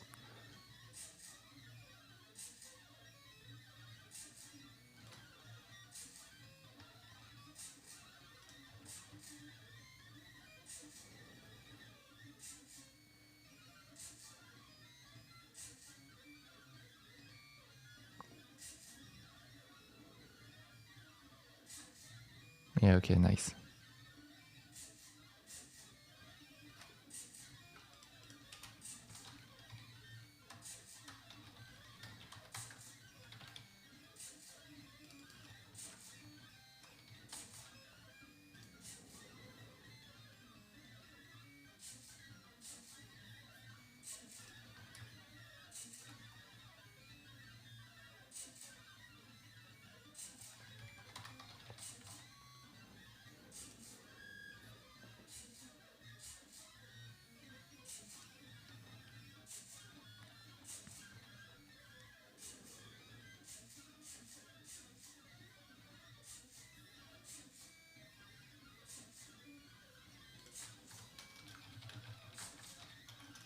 Okay, let's randomize that.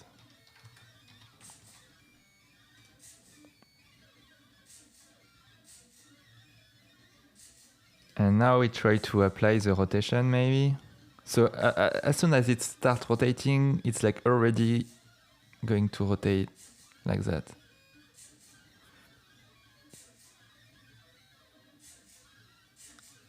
around the pivot. So it's quite easy to do, I think.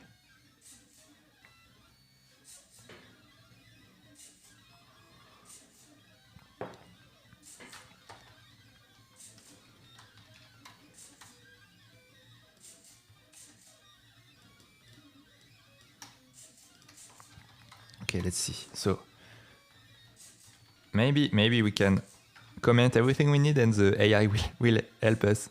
So I want to rotate center around pivot by angle.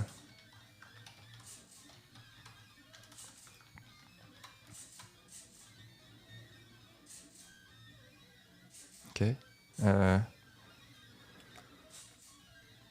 think it's going to be pi times action %.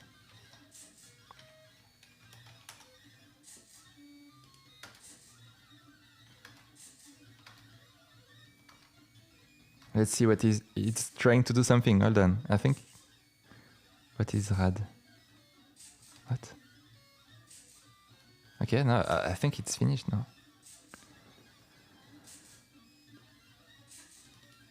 Nice.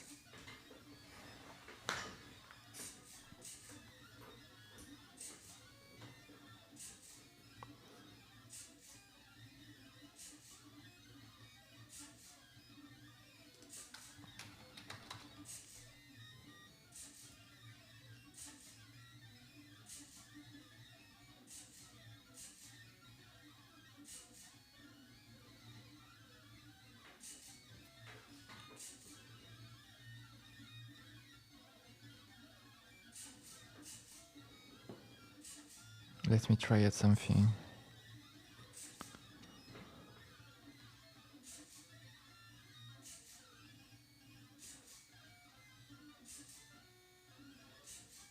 Okay.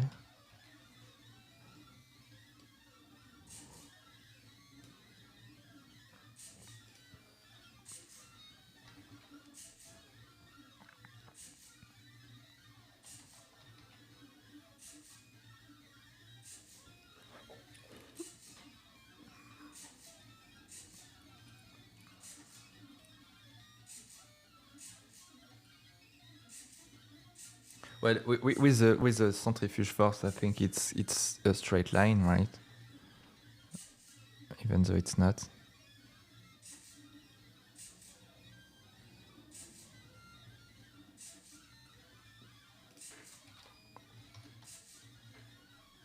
Okay, technically speaking, there is like 2 rope, but we'll not have enough detail, I think, to do it. So I think we just try to make something on the center.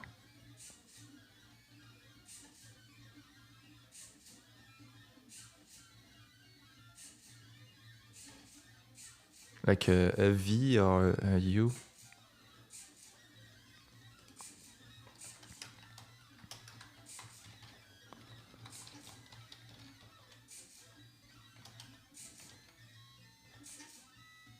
I don't know what it's trying to do, but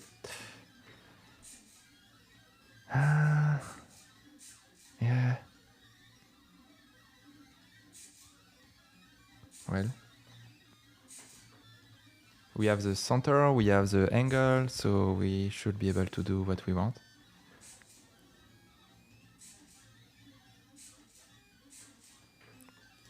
I'm just going to calculate that again.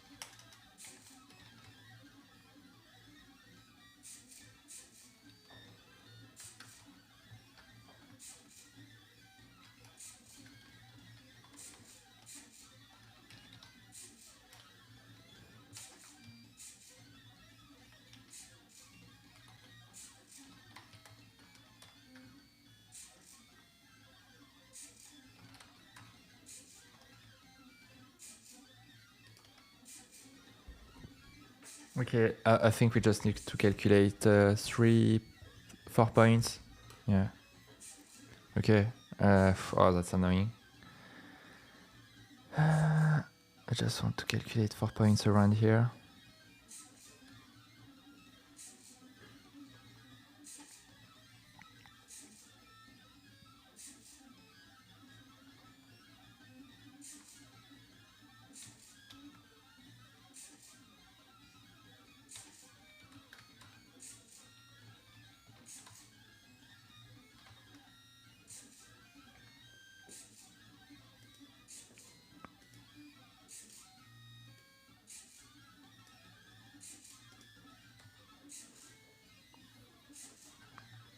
Yeah, but it's like we rotate them each time. That's annoying.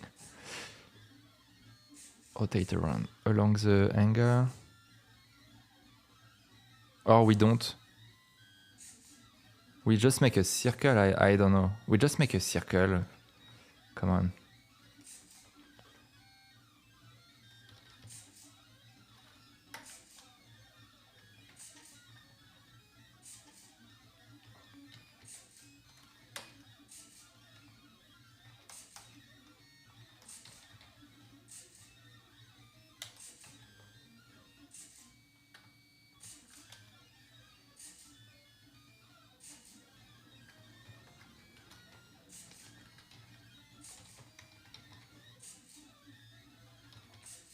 Oh, 2 circles.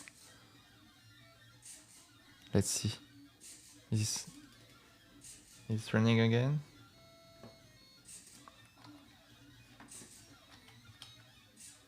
Oh, it's still print. Okay.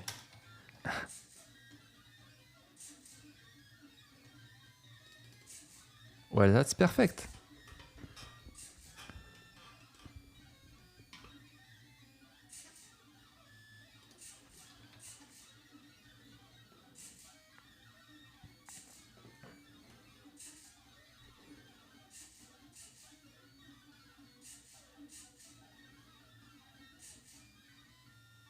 I think we don't need to go too much into detail here.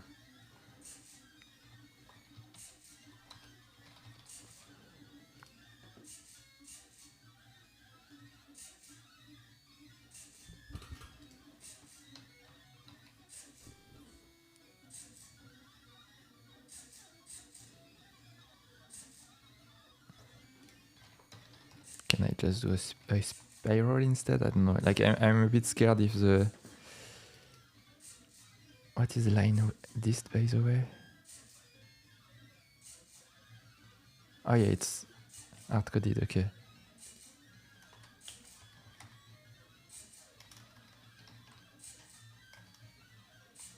Hmm.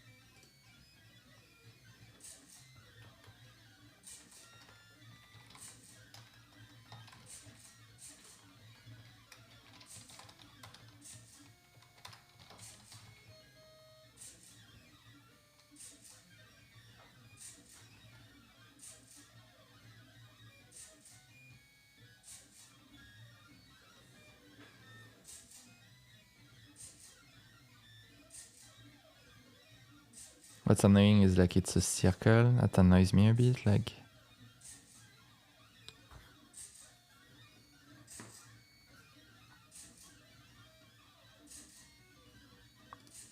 but we can make 2 lines.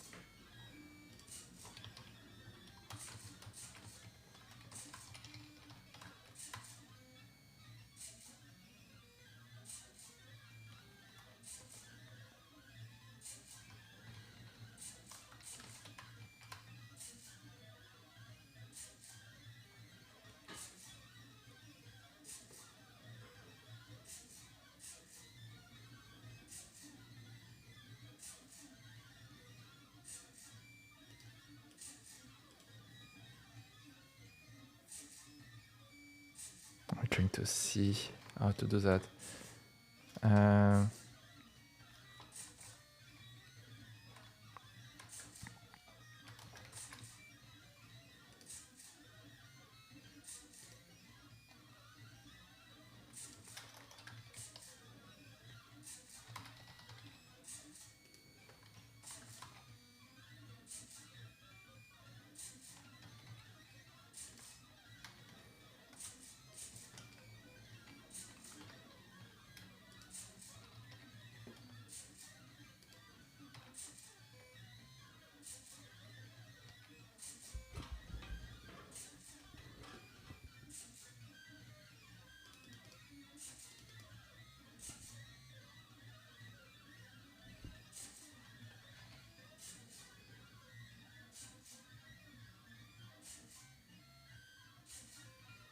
Yeah.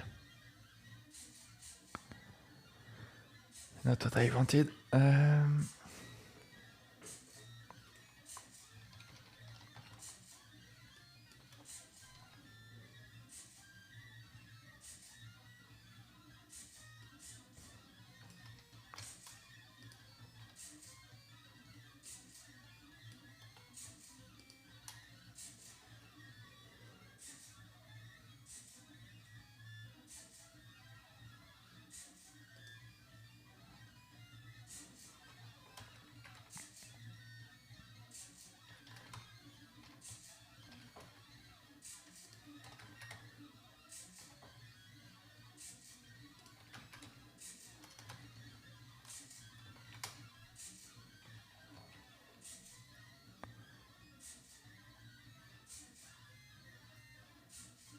Nice.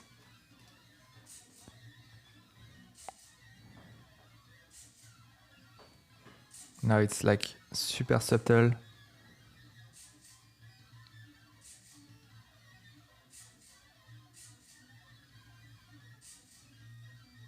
And well, I think, okay, I think we need another point, which is between the two.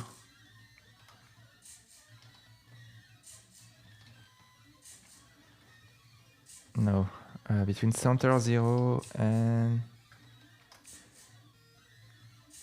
pivot 1. Oh, okay, I have to get my kids soon.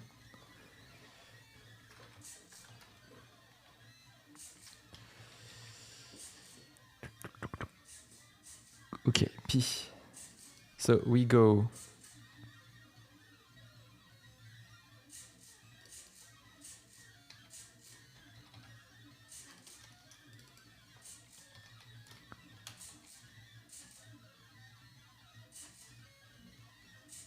nice.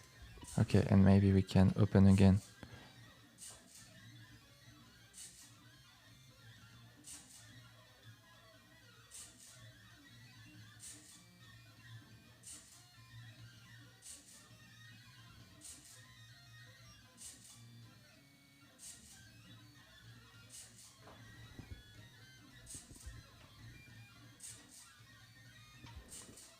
Can we randomly change the length?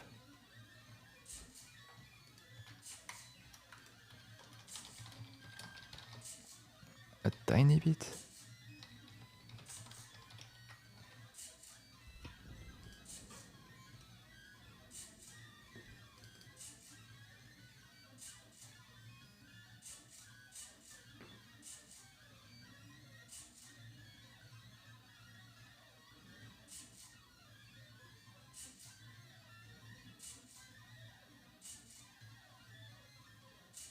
Nice, I like that.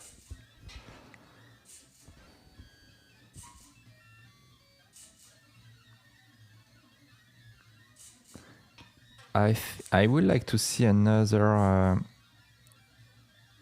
line on the structure maybe, but I fear it can break a bit the style. Well, I like that triangle thingy, right? I think we will want to add that. Okay, I'm very close to finish that first prototype. Like we will say, okay, first prototype done, and we can always improve later. But I'm quite happy by this state. But I think tomorrow I will not. So it's like I'm happy, then tomorrow it's oh no, it sucks, and we will see more stuff.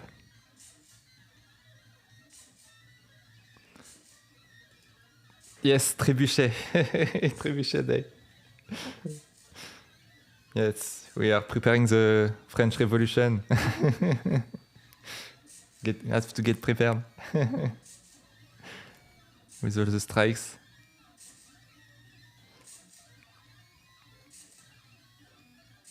How are you, like a boss? Yeah, so we finished yesterday no, 2 days ago. We made the first siege. I'll still need to improve a lot on this one as well. I need to add a wheel. Oh yeah, that's what's missing. Okay. Oh yeah, the rope that attach this stuff.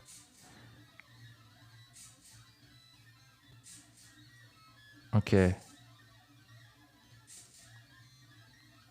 Oh, it's not used here.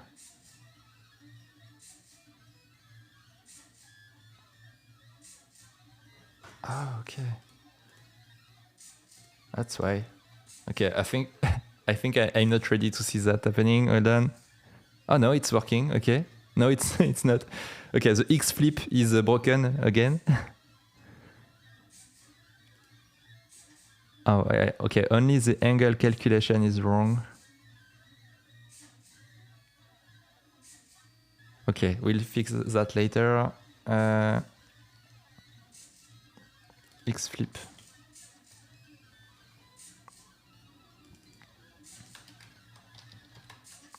Angle calculation is not supporting X flip. Okay, so I want to make this structure here, like this angle here. That will gives it more a more interesting shape.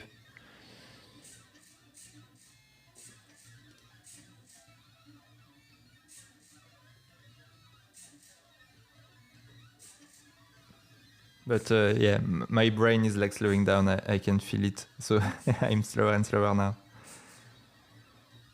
Yeah, where is the counterweight? Okay, counterweight.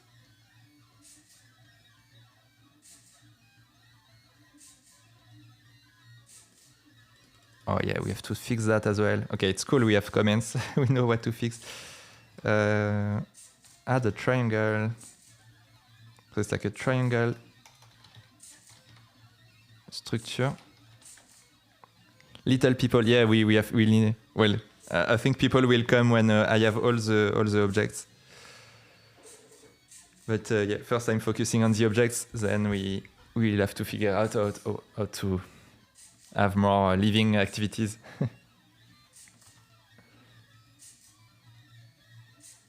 Okay, this should be straightforward to do. I have pivot 2 is the position of the of this position. So now I can just make a simple triangle for now, I guess.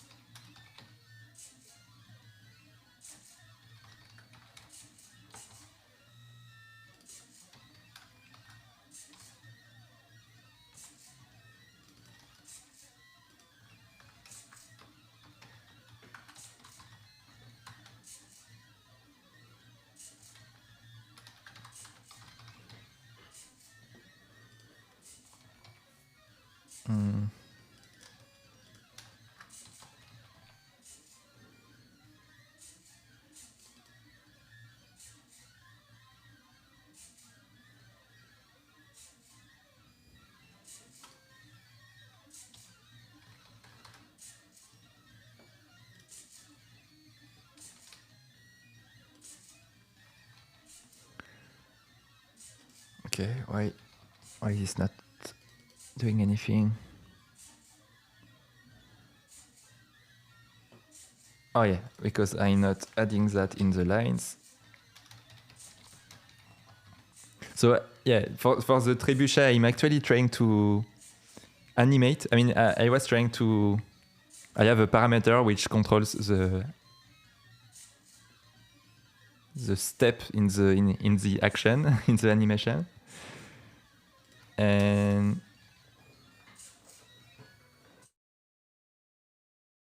I'm actually trying to make it working for all frames. So we could technically try with more frames. Yeah.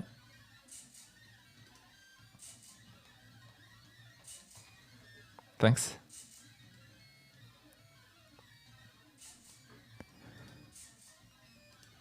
Well, I broke the triangle.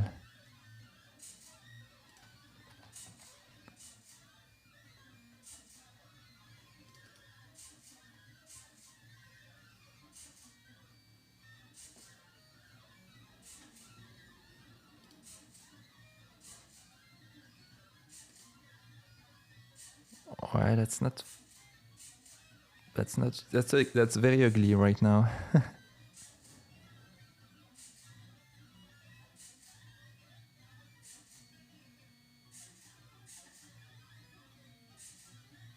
Okay, I'm not sure about this one. It's not going to be hard to make it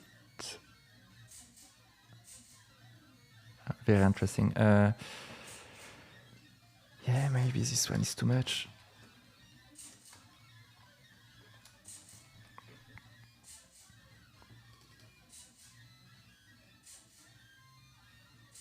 Oh, but it's...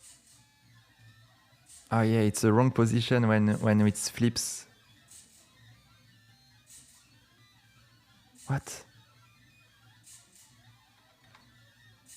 No, it's actually correct.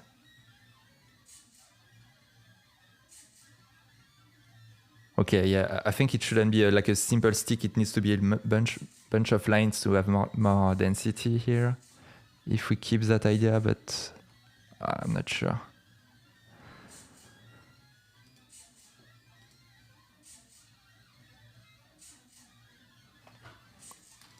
Okay, I'm going to keep this as a to-do list, as a to-do idea.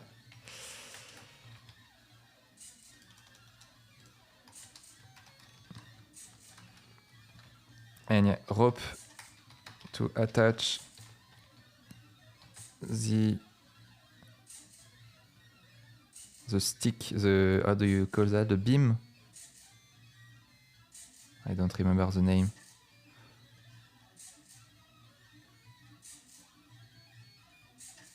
Yeah, the beam. Apparently it's called the beam. On a wheel. Okay, well that's a bunch of remaining stuff I will have to do. I think I'm actually going to plot this one, or maybe I don't need to. Well, maybe I don't need to. Maybe we'll... Well, no, I need to plot. I need to plot it to save that and say, okay, this is a plot. We reach that phase. I always like to publish, even though they are not finished. Like on my website, you can see all my plots, and most of them are like prototypes or like work in progress. And that's the way I also like snapshot my a specific moment of my development as well. So I think I'm going to make this a plot. That's gonna be like a save. And yeah, I will have to see what to... Well, I guess I need to fix the X... the angle here.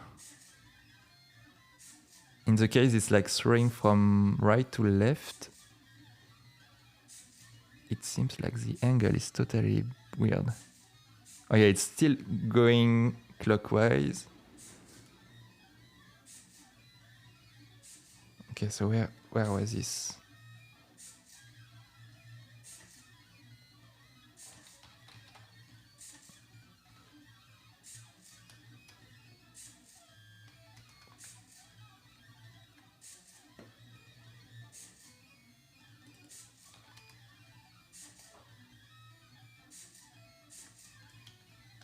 Yeah, okay.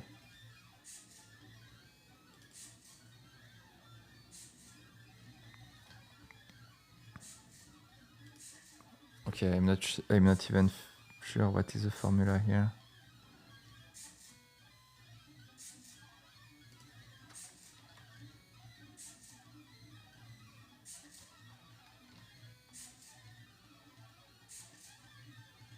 X flip.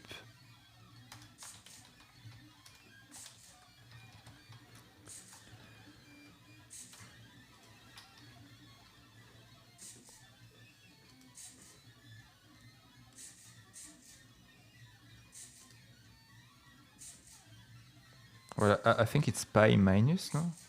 I don't know.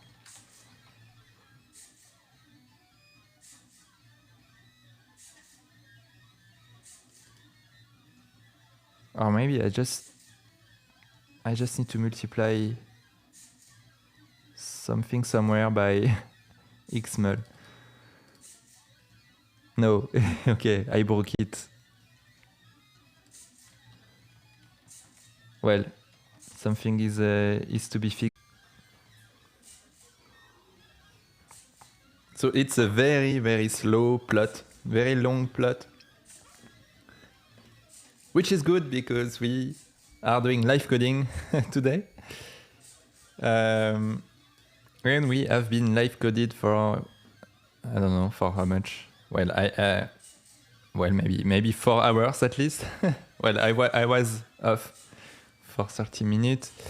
Oh, a bit more than 30 minutes actually. I was off for a long time. Anyway, sorry for the interruption. Anyway, the plot was quite busy, still continuing.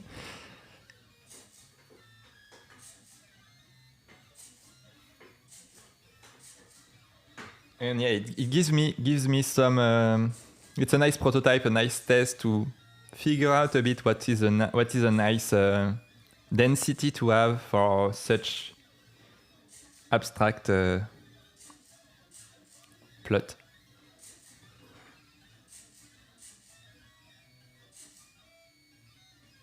And it's very cool. Okay, gives me some ideas of future direction to take. We'll see. Okay, meanwhile, let's get back to some coding.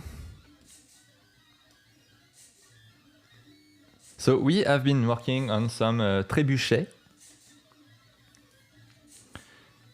And the goal is to make a Trebuchet for Plottable Medieval Era. By the way, it's totally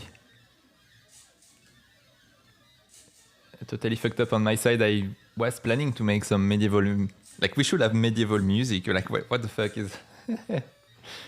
Why do we have techno? If we are making a medieval.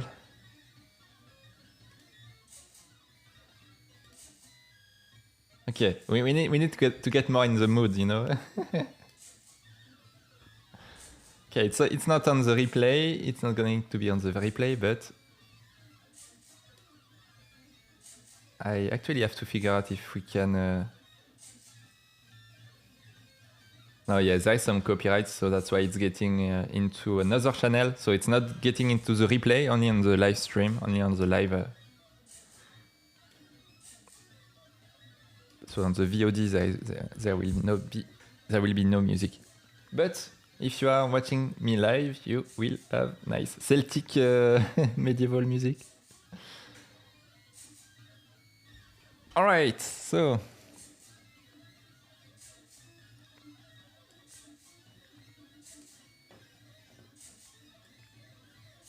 Oh yeah, oh yeah.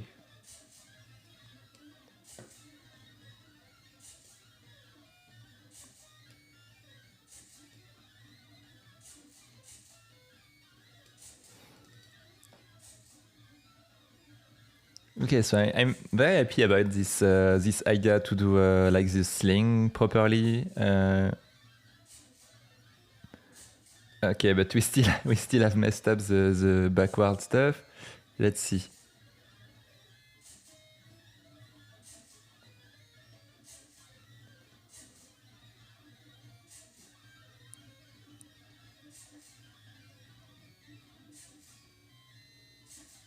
After all, I don't think I want to do the triangle stuff I was planning. Yeah. Like what should be improved here? I'm trying to figure this out.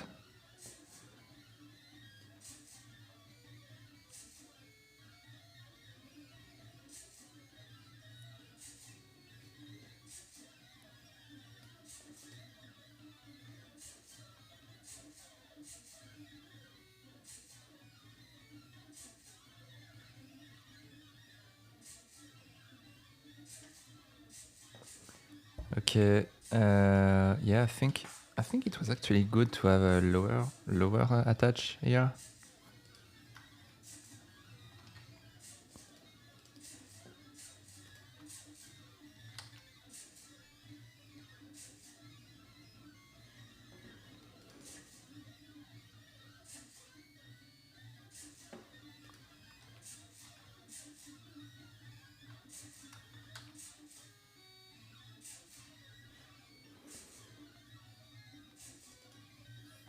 Yeah, nice. It gives more.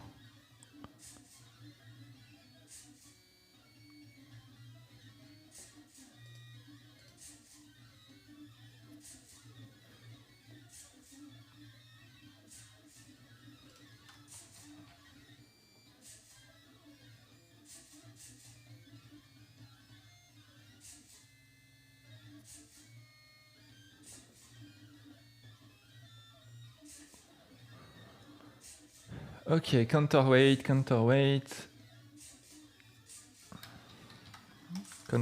block.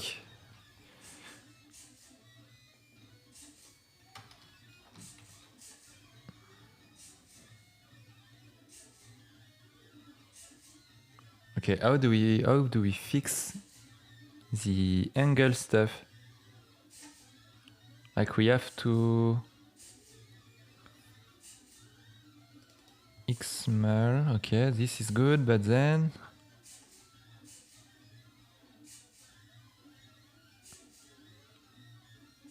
okay, this one is good, but it's on the. Oh yeah, it's the sling we messed up. Okay. So where is that? Oh yeah, okay. I guess that's here.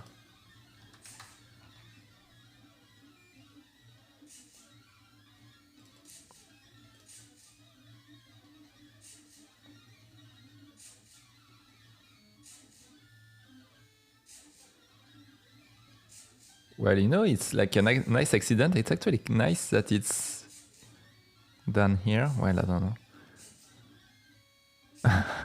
What is going on? Why is he doing like that?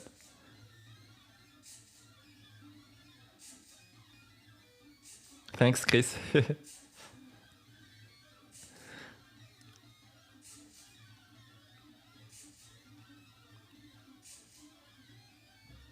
What? Why is it like it's backward? Like the angle is wrong here. Okay, I messed up that part. Should we multiply by? No.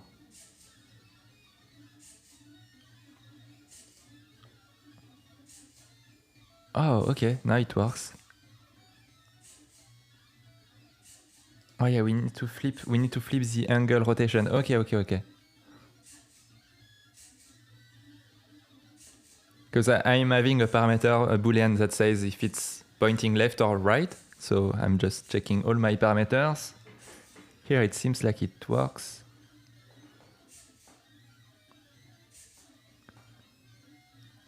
So on top, my plan is on top of that, we will have a ball, like we will have the actual object that is getting thrown. It's going to be a huge, I don't know, like a fireball or whatever. I'm not going to work on that yet. But in that case, I wonder if I need to improve it so it looks more empty. Like this looks like there is an object here, but well, it's actually the bag. I guess we can keep it like that.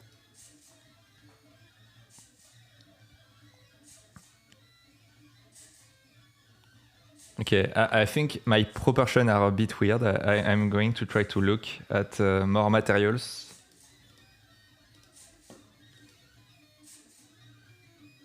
Wow, but it actually can be very long. Wow.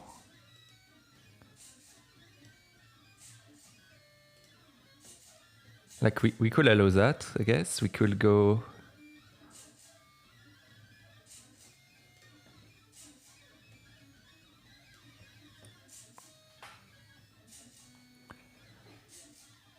Uh, 0.70. No, what was that? 0.6. Yeah.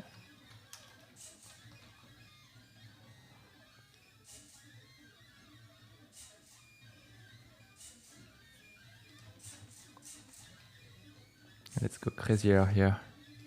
Wow. Wow, like it's touching the floor sometimes.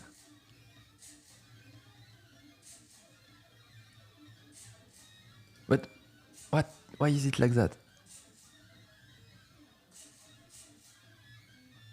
Okay, it looks like I forgot to multiply by xmul somewhere on the projection of the sling.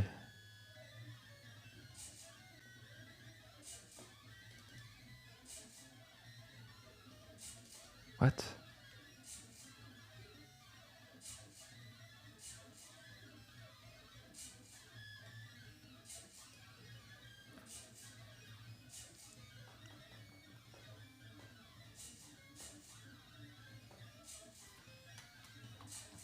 That's weird.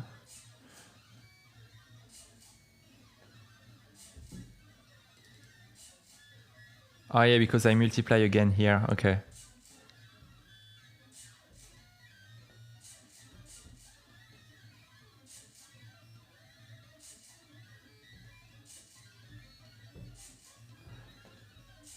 So I think it needs to not be too low in the case where the stick is big. Okay, where is the... Okay, that's this parameter here. Okay, I'm going to have a size factor here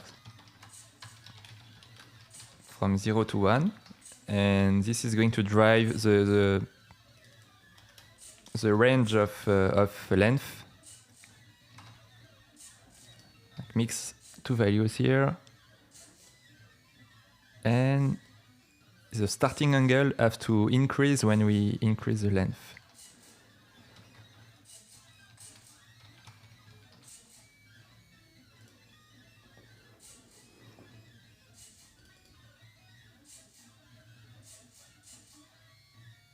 Okay, much better now.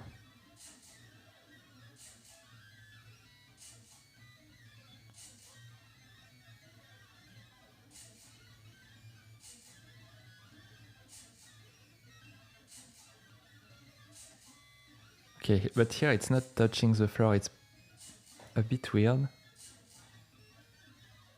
Oh yeah, because I have too much... Okay. Yeah, here. I think we just don't want to do that.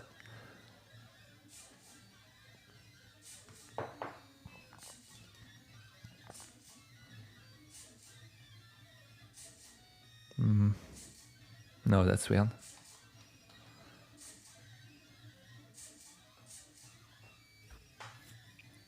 Maybe we need more lines in the base. Because, well, like there's something under.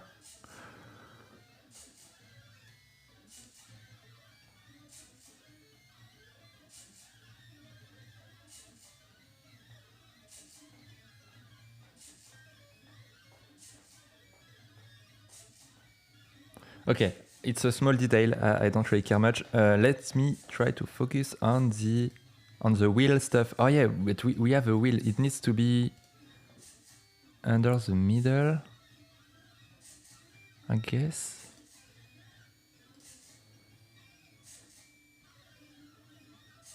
Like we need to have this system here that like with some chords, with some.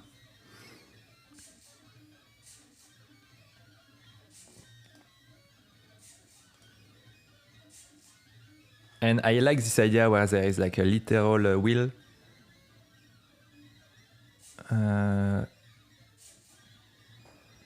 In here. So let's try to figure this out. Or it could be more or less big, I guess. Like either it's someone inside that is like rotating, walking to rotate it, or it's another model which have like oh,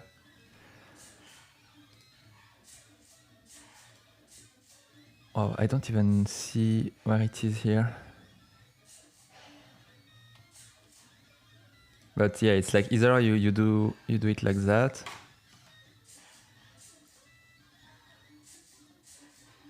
Oh yeah, and like this is like, I think it's what's getting rotated by someone.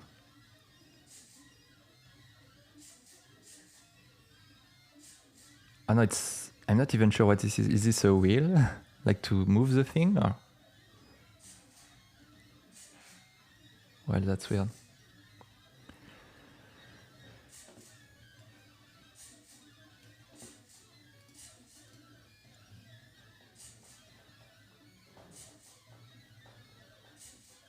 Okay, where do we put that code? I guess it's after everything.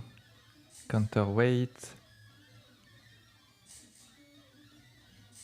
Okay, let's work on it. So now we are going to focus on making a wheel.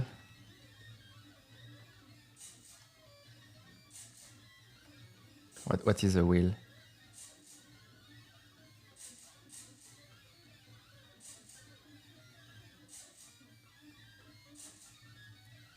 I thought I had a to-do comment somewhere, like fix me to do.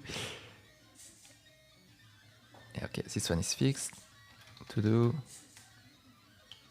Oh yeah, okay, that's it. Rope to attach the beam on a wheel. Okay, let's do this one.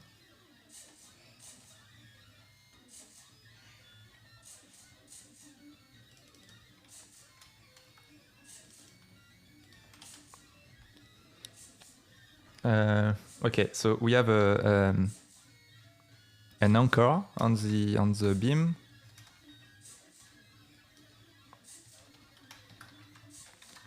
We'll try to position that somewhere. Well, I think it's easy to figure out. It's a middle between pivot and pivot 1. Okay, so we will do that. Pivot. Nice.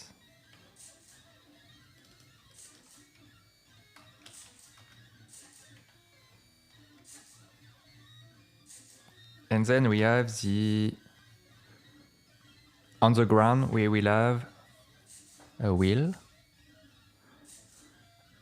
and it will have a radius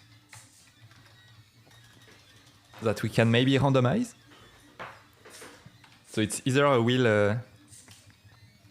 I guess we will have two kind of wheels. Maybe it's actually a Boolean. But let's focus on one kind.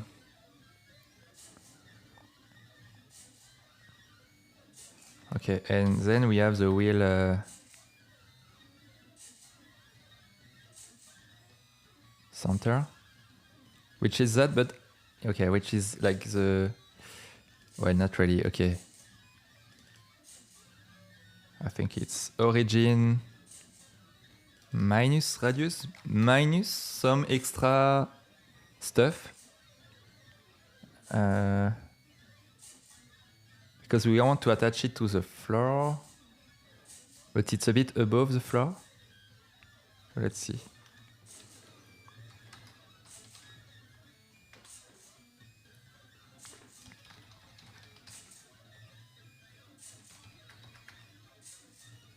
And I will start by making a line between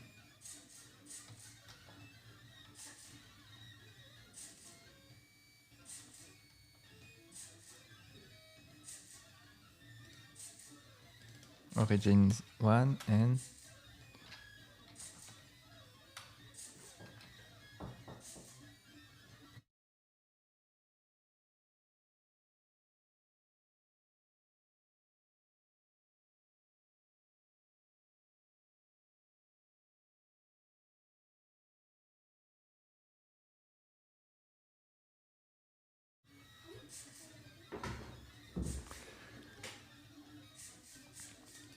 Okay, nice. We have a stick here.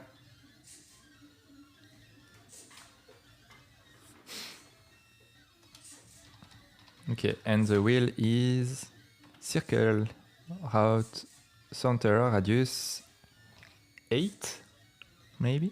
Or 6, we'll see. If we do an hexagon or...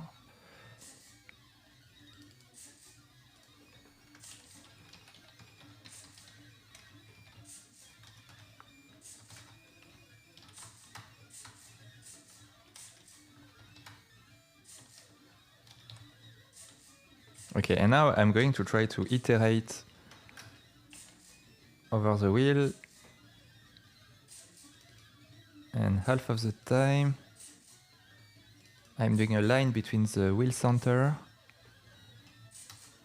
and one of the radiant, okay?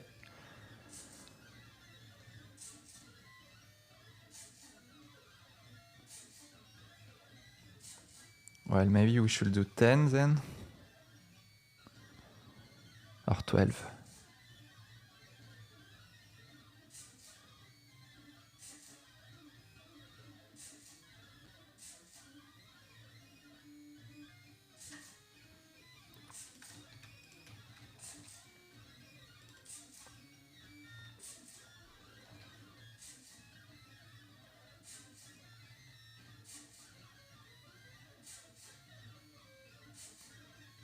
Okay, I don't know if I do an hexagon like that or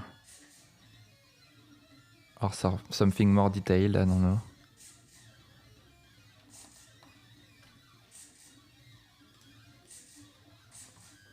I quite like this idea where there's like 10 angles and then like half of the time we do a line. But yeah, it's getting a bit busy now. Okay, and the positions makes no sense at all because it's like moving with the stuff. So nope.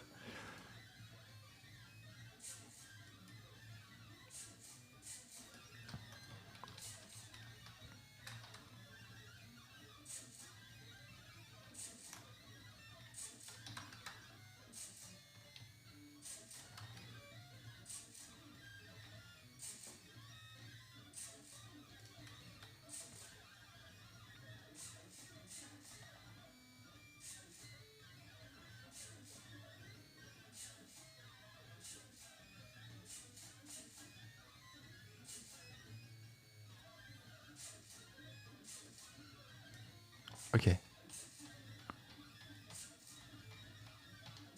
This is still correct, but we shouldn't do that. We should do origin 0 minus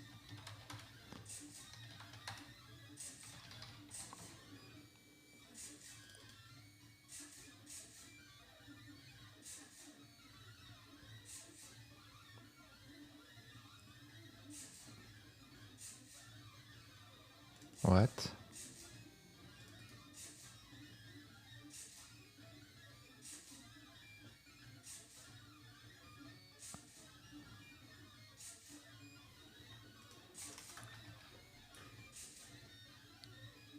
I'm a bit confused here.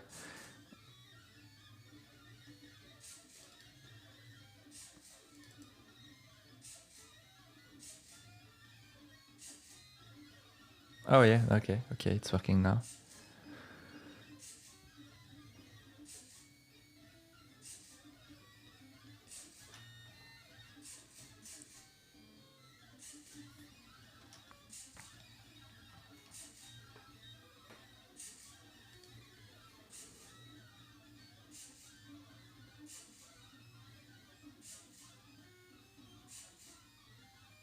I think it's too busy.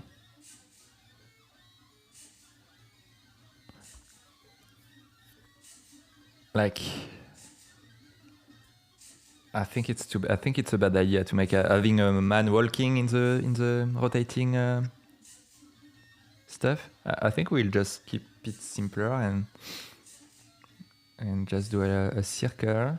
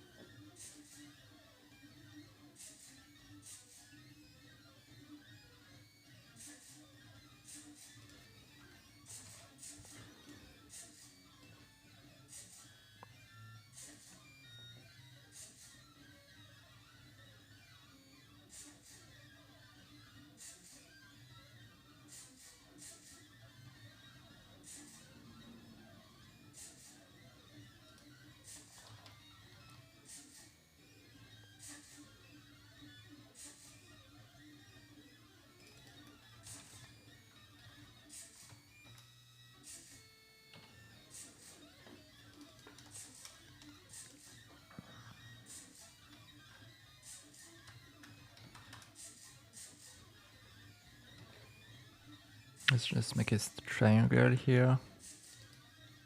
Small triangle. Oh.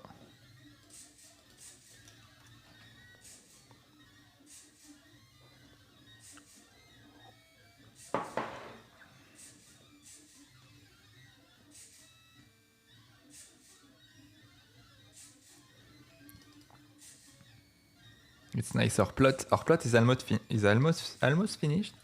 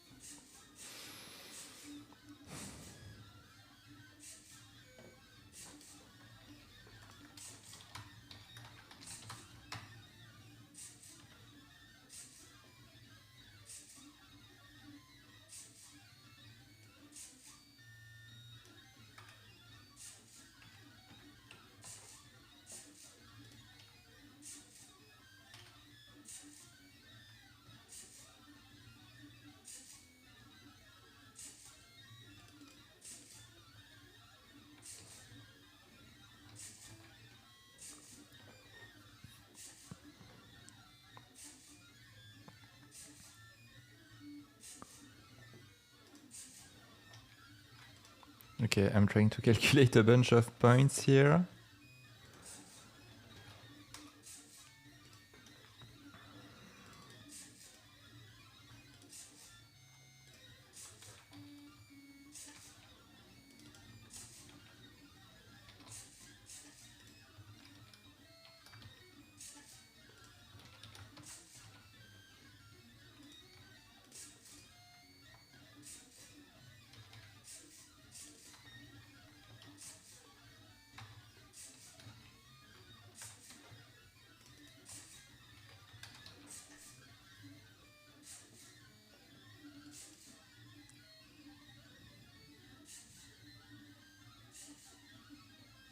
Okay, obviously we need to cut.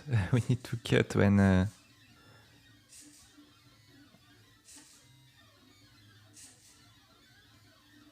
it's like higher than a certain value.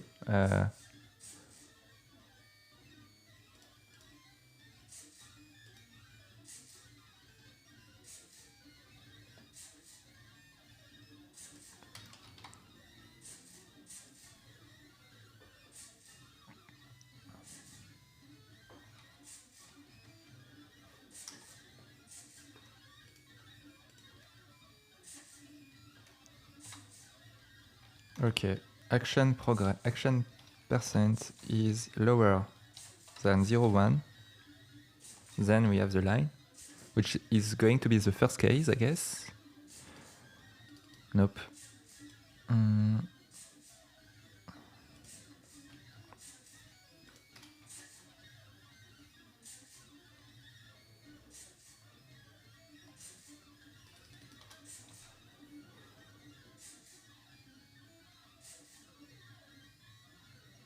And now I think we have to do weird stuff with that wire now. And for that, I think I'm going to use my helpers, which subdivide a path.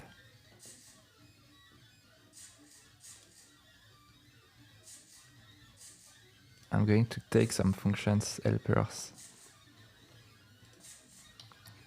I'm pretty sure we can make much more high-level functions, by the way. It's like I'm writing bare code here.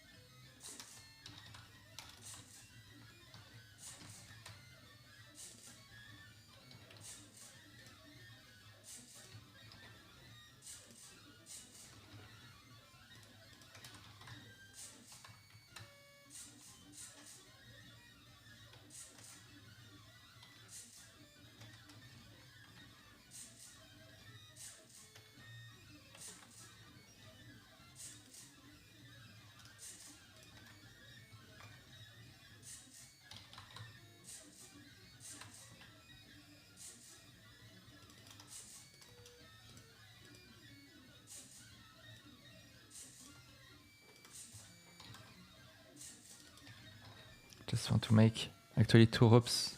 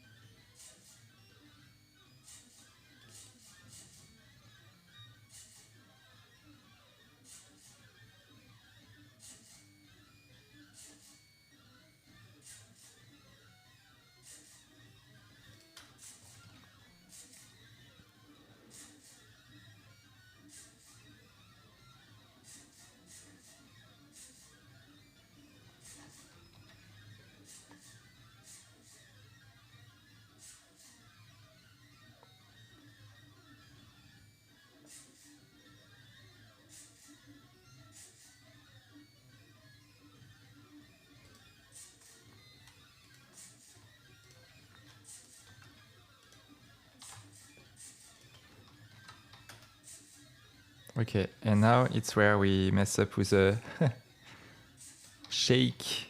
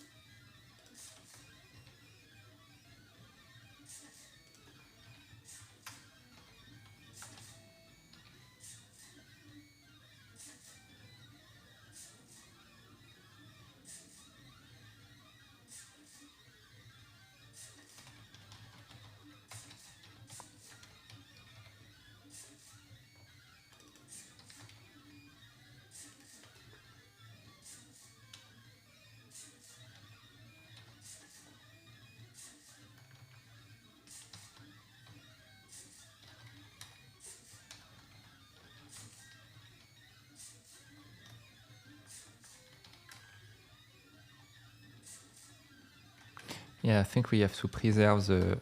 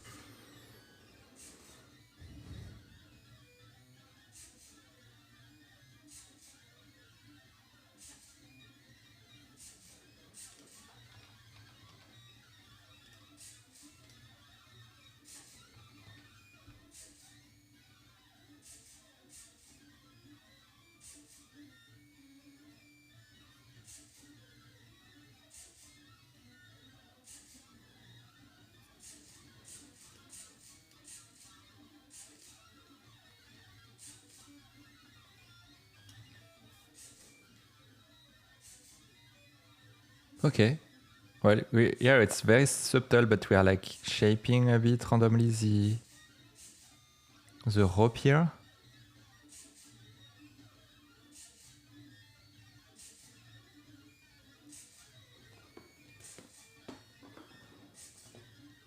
I think we need to apply a force. Like we need to push up this point.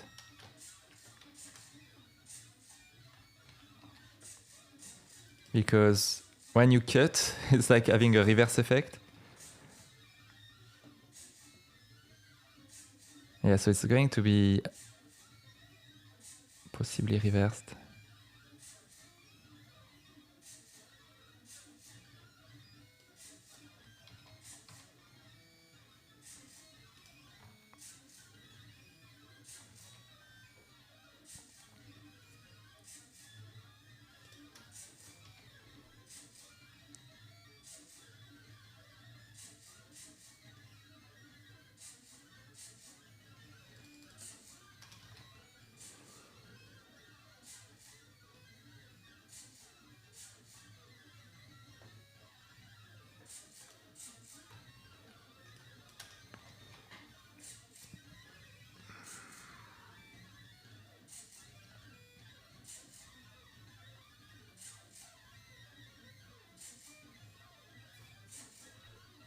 Not easy.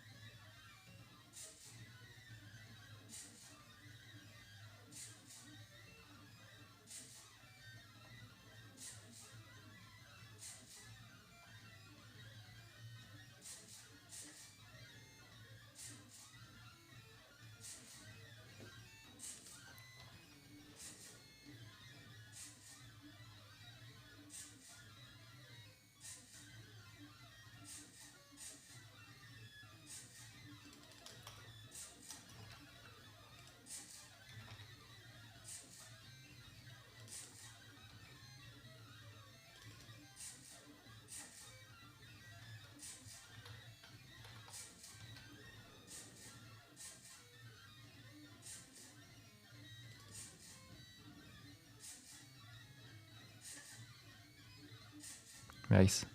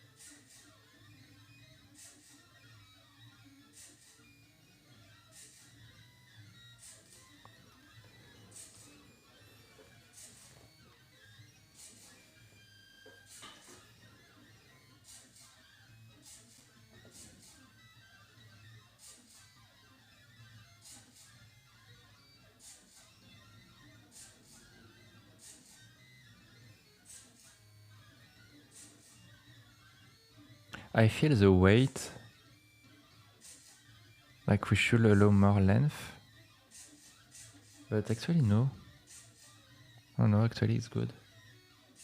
I'm trying to look at some reference at the same time. I think it can be bigger.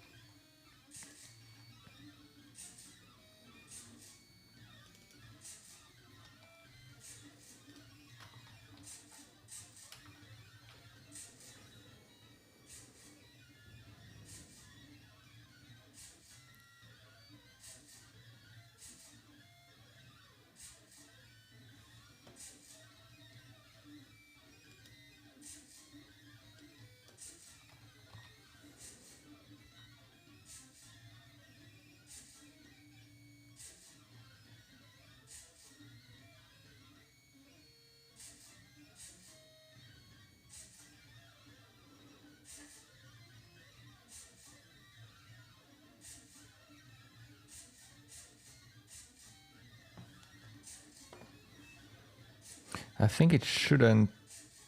here it shouldn't, in the middle it shouldn't yet be that much angle, that much of an angle. I think it needs to...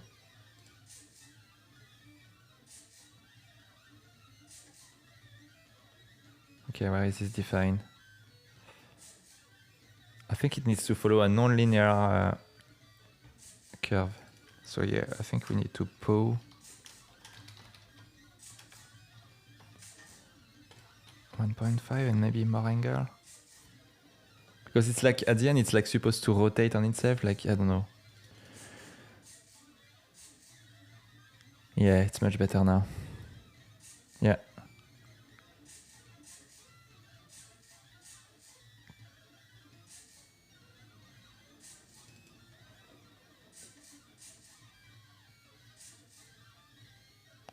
I'm tempted to make a stick, like this triangle thingy.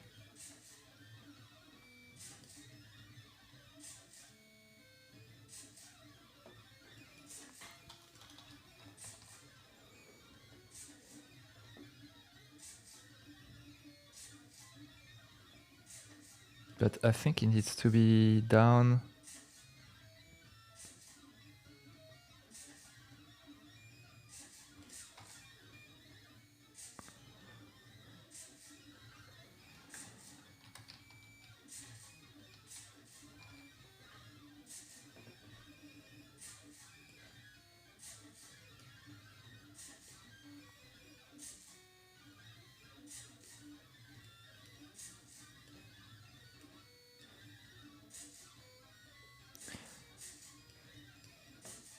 You know what? I should I should put that somewhere as a reference.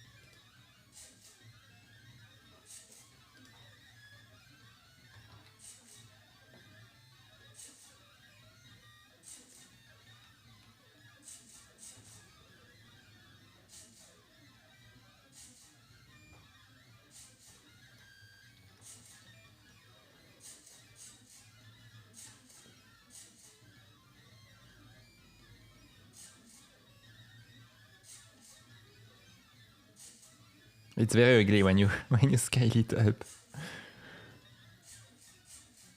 But I'm trying to figure out if I have stuff to... I think we will have to do it at some point, like scale up, check if everything making any sense.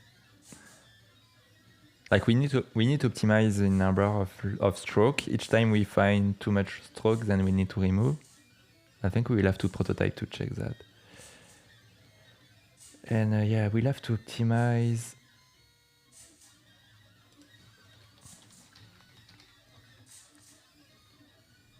I will have to optimize something. Fix me to do. Yeah.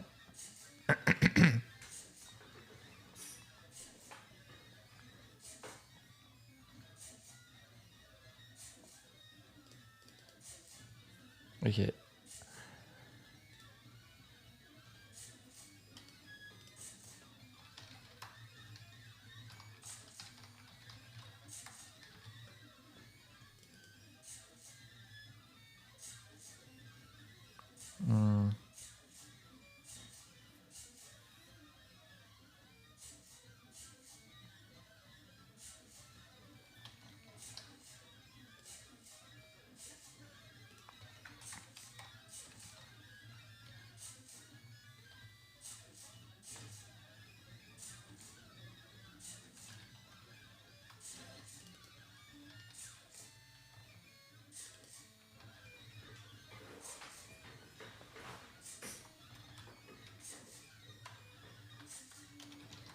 I think we push on the last.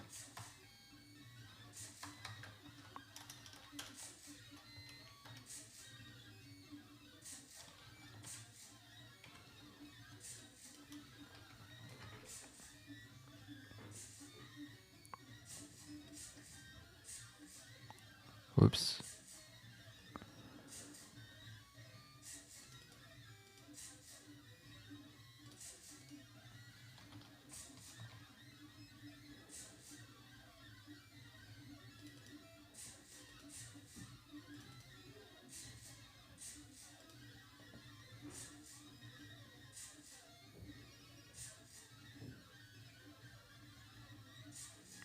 If it's first point, then we push.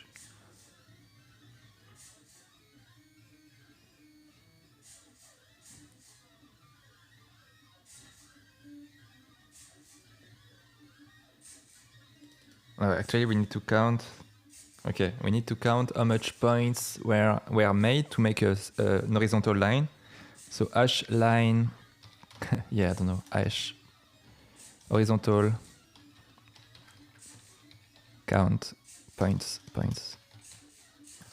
count 0.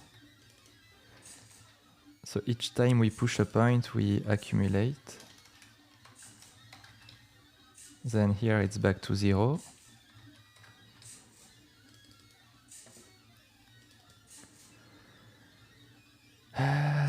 If we have less than 2 points, then we push them, and if we have like 2 points already, we just override the last point. Okay, and then we should optimize the fact we were doing just small increments, but actually it's straight lines, so that should fix it. Okay. I guess.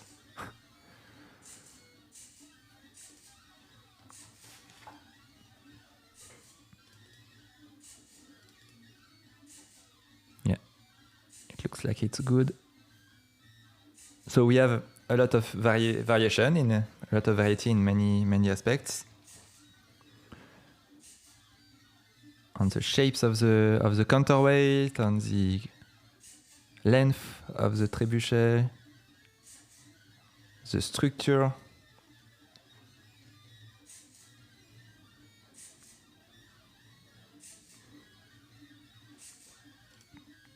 So the goal is it's supposed to be animatable as well, like on X. Like if we do this here like that, it's supposed to be an animation. I mean, it can be an animation, but I just needed a way to check that all the positions are like correct, and well, we have a nice a nice tool for the future. What do I miss? Oh yeah, I was trying to make the triangle thing.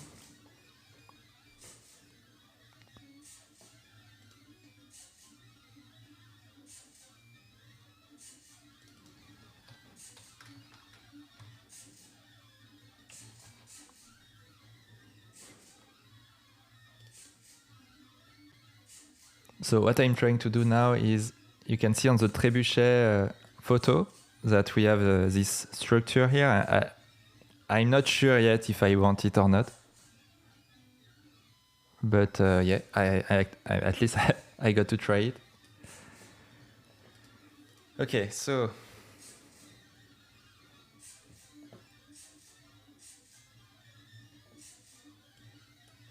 we will reuse that.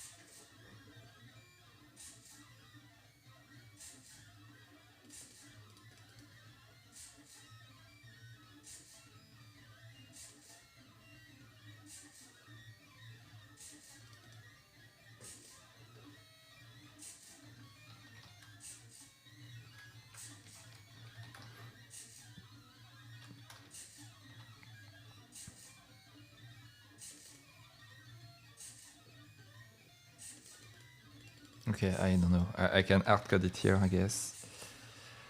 So wait. Oh yeah, okay. I forgot to do that. Okay, I was wondering. Yeah, I should do a zigzag again. So to do a zigzag, you just define A and B points, and then you reverse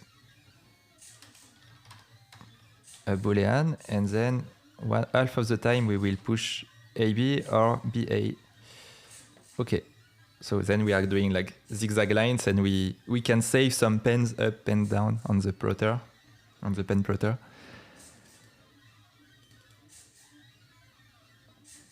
Okay, so what's up? It doesn't seem to run anymore.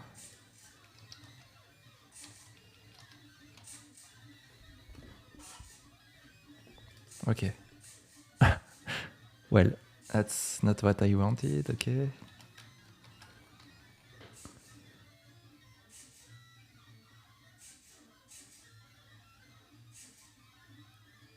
Okay, that's getting interesting.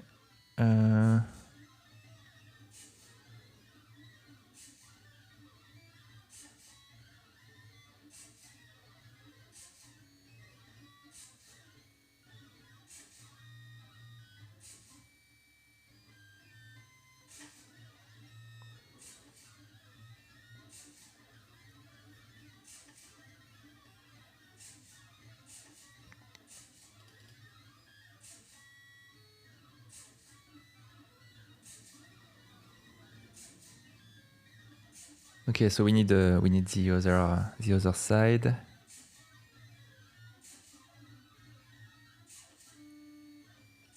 Oh, that's so many work for very simple stuff, but yeah, I'm doing everything from scratch with just code, so that's not a surprise here. Okay, I'm just copy pasting. It's okay, I know that. I know how to do that. Well, here, what do we do here?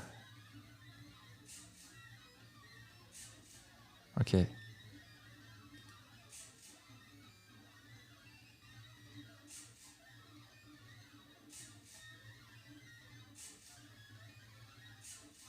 CW8.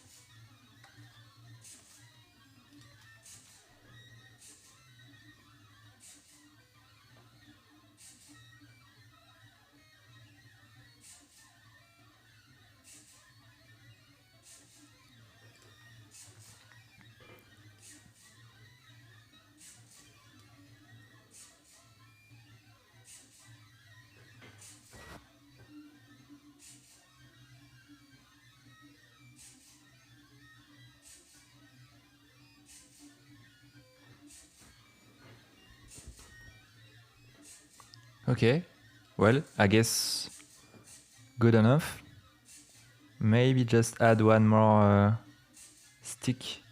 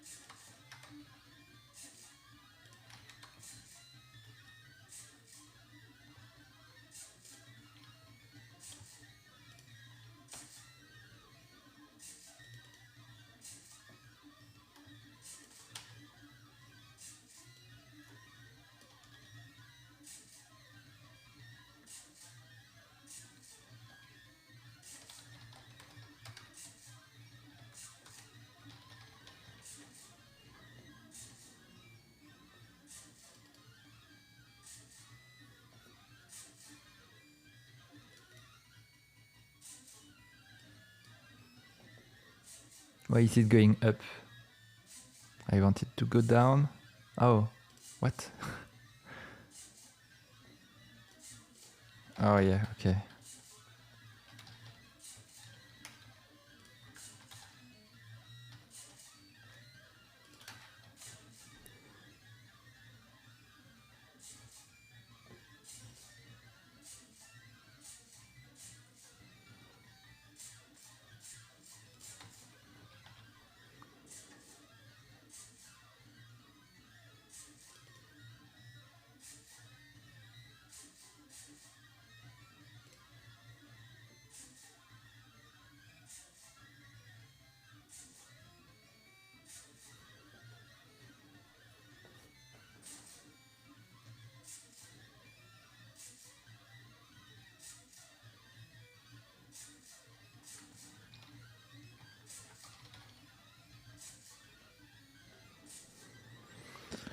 A lot of hard-coded stuff. Huh?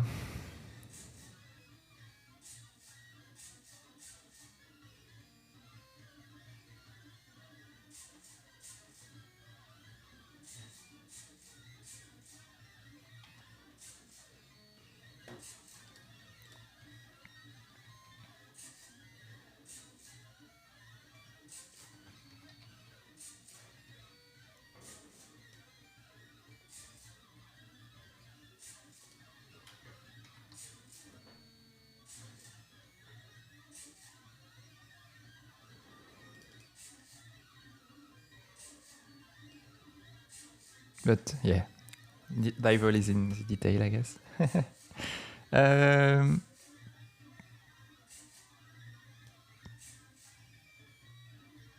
Okay, let's try to randomize some stuff.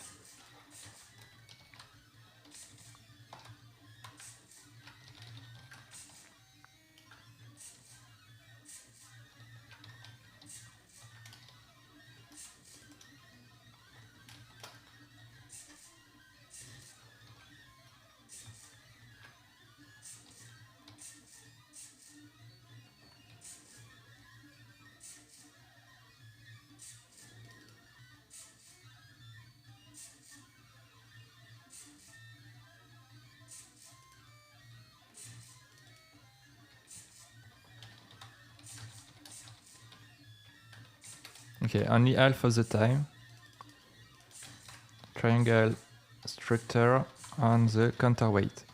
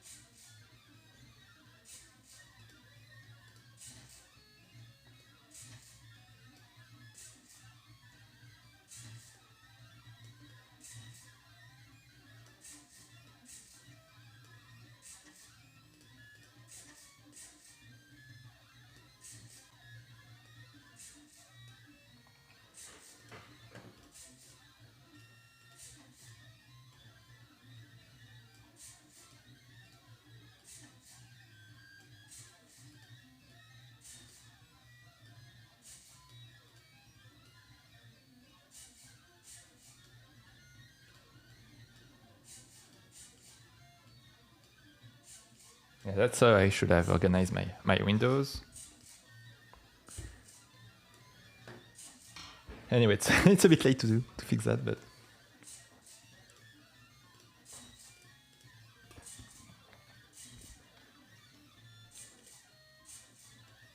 oh, this stuff is actually here. Okay, well.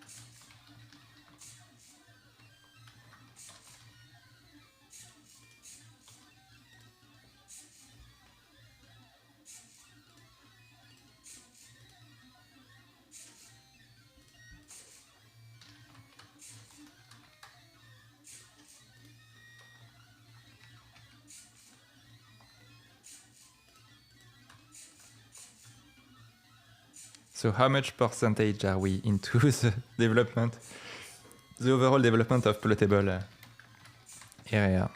I don't know. I think we will say today is 2 more%. So let's say we are like yesterday, like so far we did 4% with like the castle, which is beginning. The mountains, we already have them. So let's say we are at 6% now. That's what I'm going to tweet. 6% progress.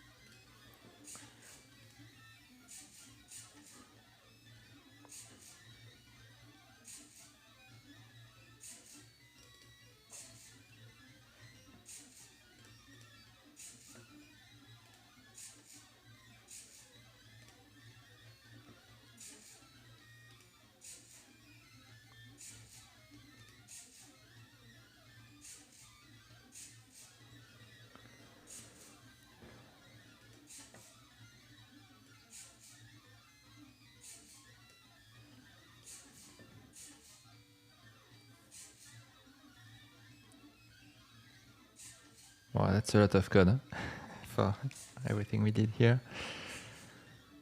Okay. I think we are good. Are we done? Are we done?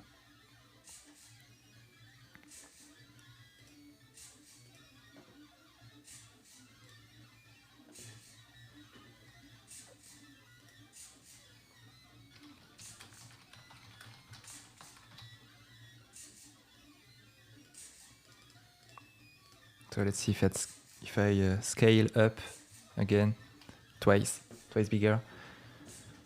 We will see all the defaults.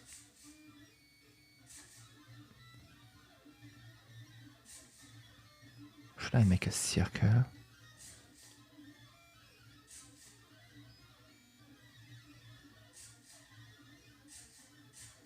No, it's okay. Or maybe less.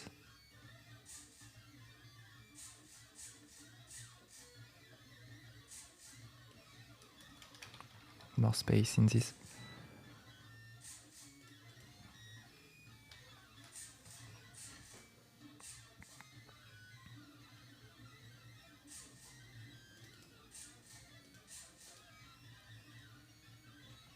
Oops, wrong. wrong wheel. This one was the middle wheel.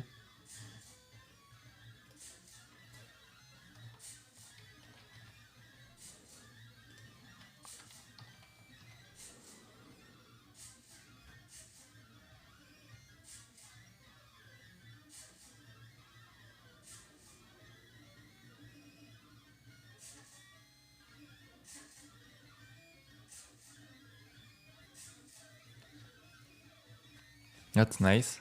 Much better now. Like later, we don't really care about the density of this one. And I like the counterweight. Okay, there's an issue on this triangle stuff. Doesn't have enough lines.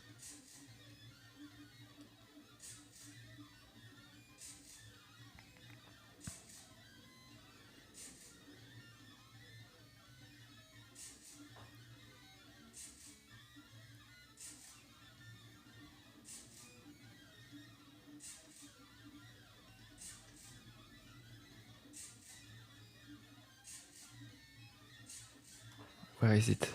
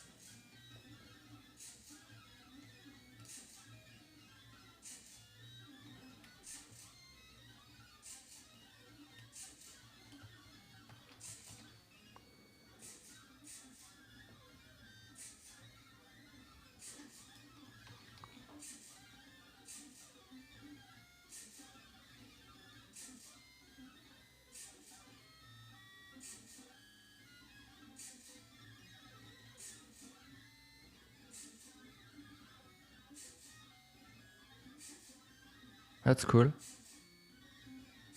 I don't know about the general density of what we did here.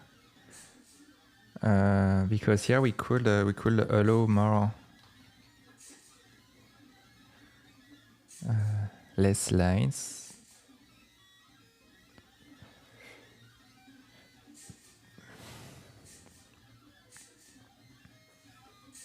But let's stick to 0.3. I guess it makes it more bold, like on paper, pushing more ink to really see the structure, the general structure. I like the fact the counterweight have a lighter one. Like, I think it's 0.5 somewhere. Okay, maybe we can even increase it. Yeah.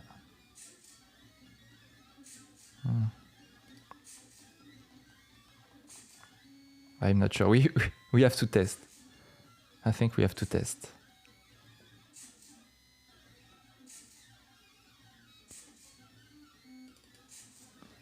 I think I will do a first plot which is like not so big, but still we need to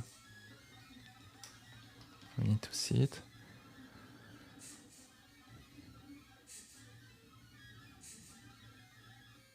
Yeah, but when it's small, we will see it too much.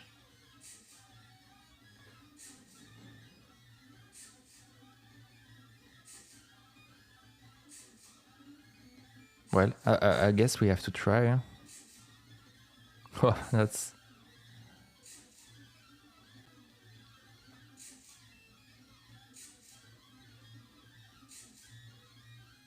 just a small dot. Everything is super small. So you see, like, we push very high in terms of details when we scale up, but it's actually not going to be that big. But yeah, I think that's what makes it interesting. If we design it in very high scale, and if it's still scalable and in terms of number of strokes and everything, then we still are having a pretty cool result. Yeah, I think something is wrong with what I modified recently. Oh yeah, I think the circle. Where is it? Yeah, we need to start with this.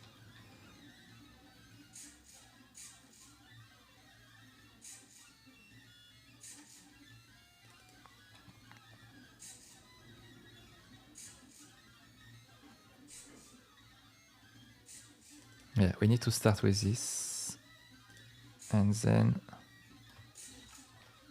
decrease. And then if it's higher than that value, then we continue. Okay. Okay, much better now. Nice.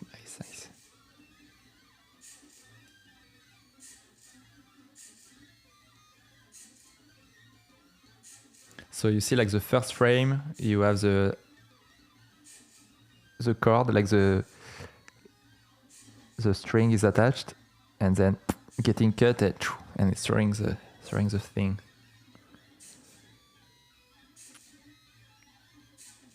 not sure about the counterweight. I think we really have to plot it because I'm not sure if I have enough line or not. I was trying to place lines like that, so we have some kind of gradient.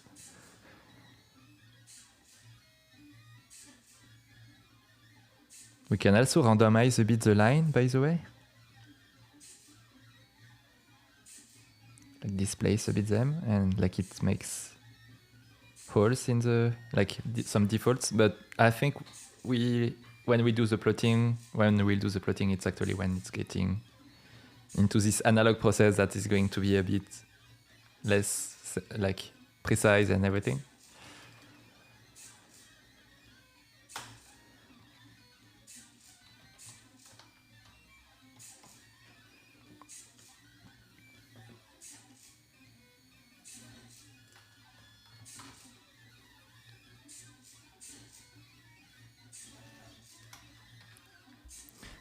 Okay, we are close to the end, I think. When I start hearing the plotter going like doing more and more motions, I guess that's where we are not so far from the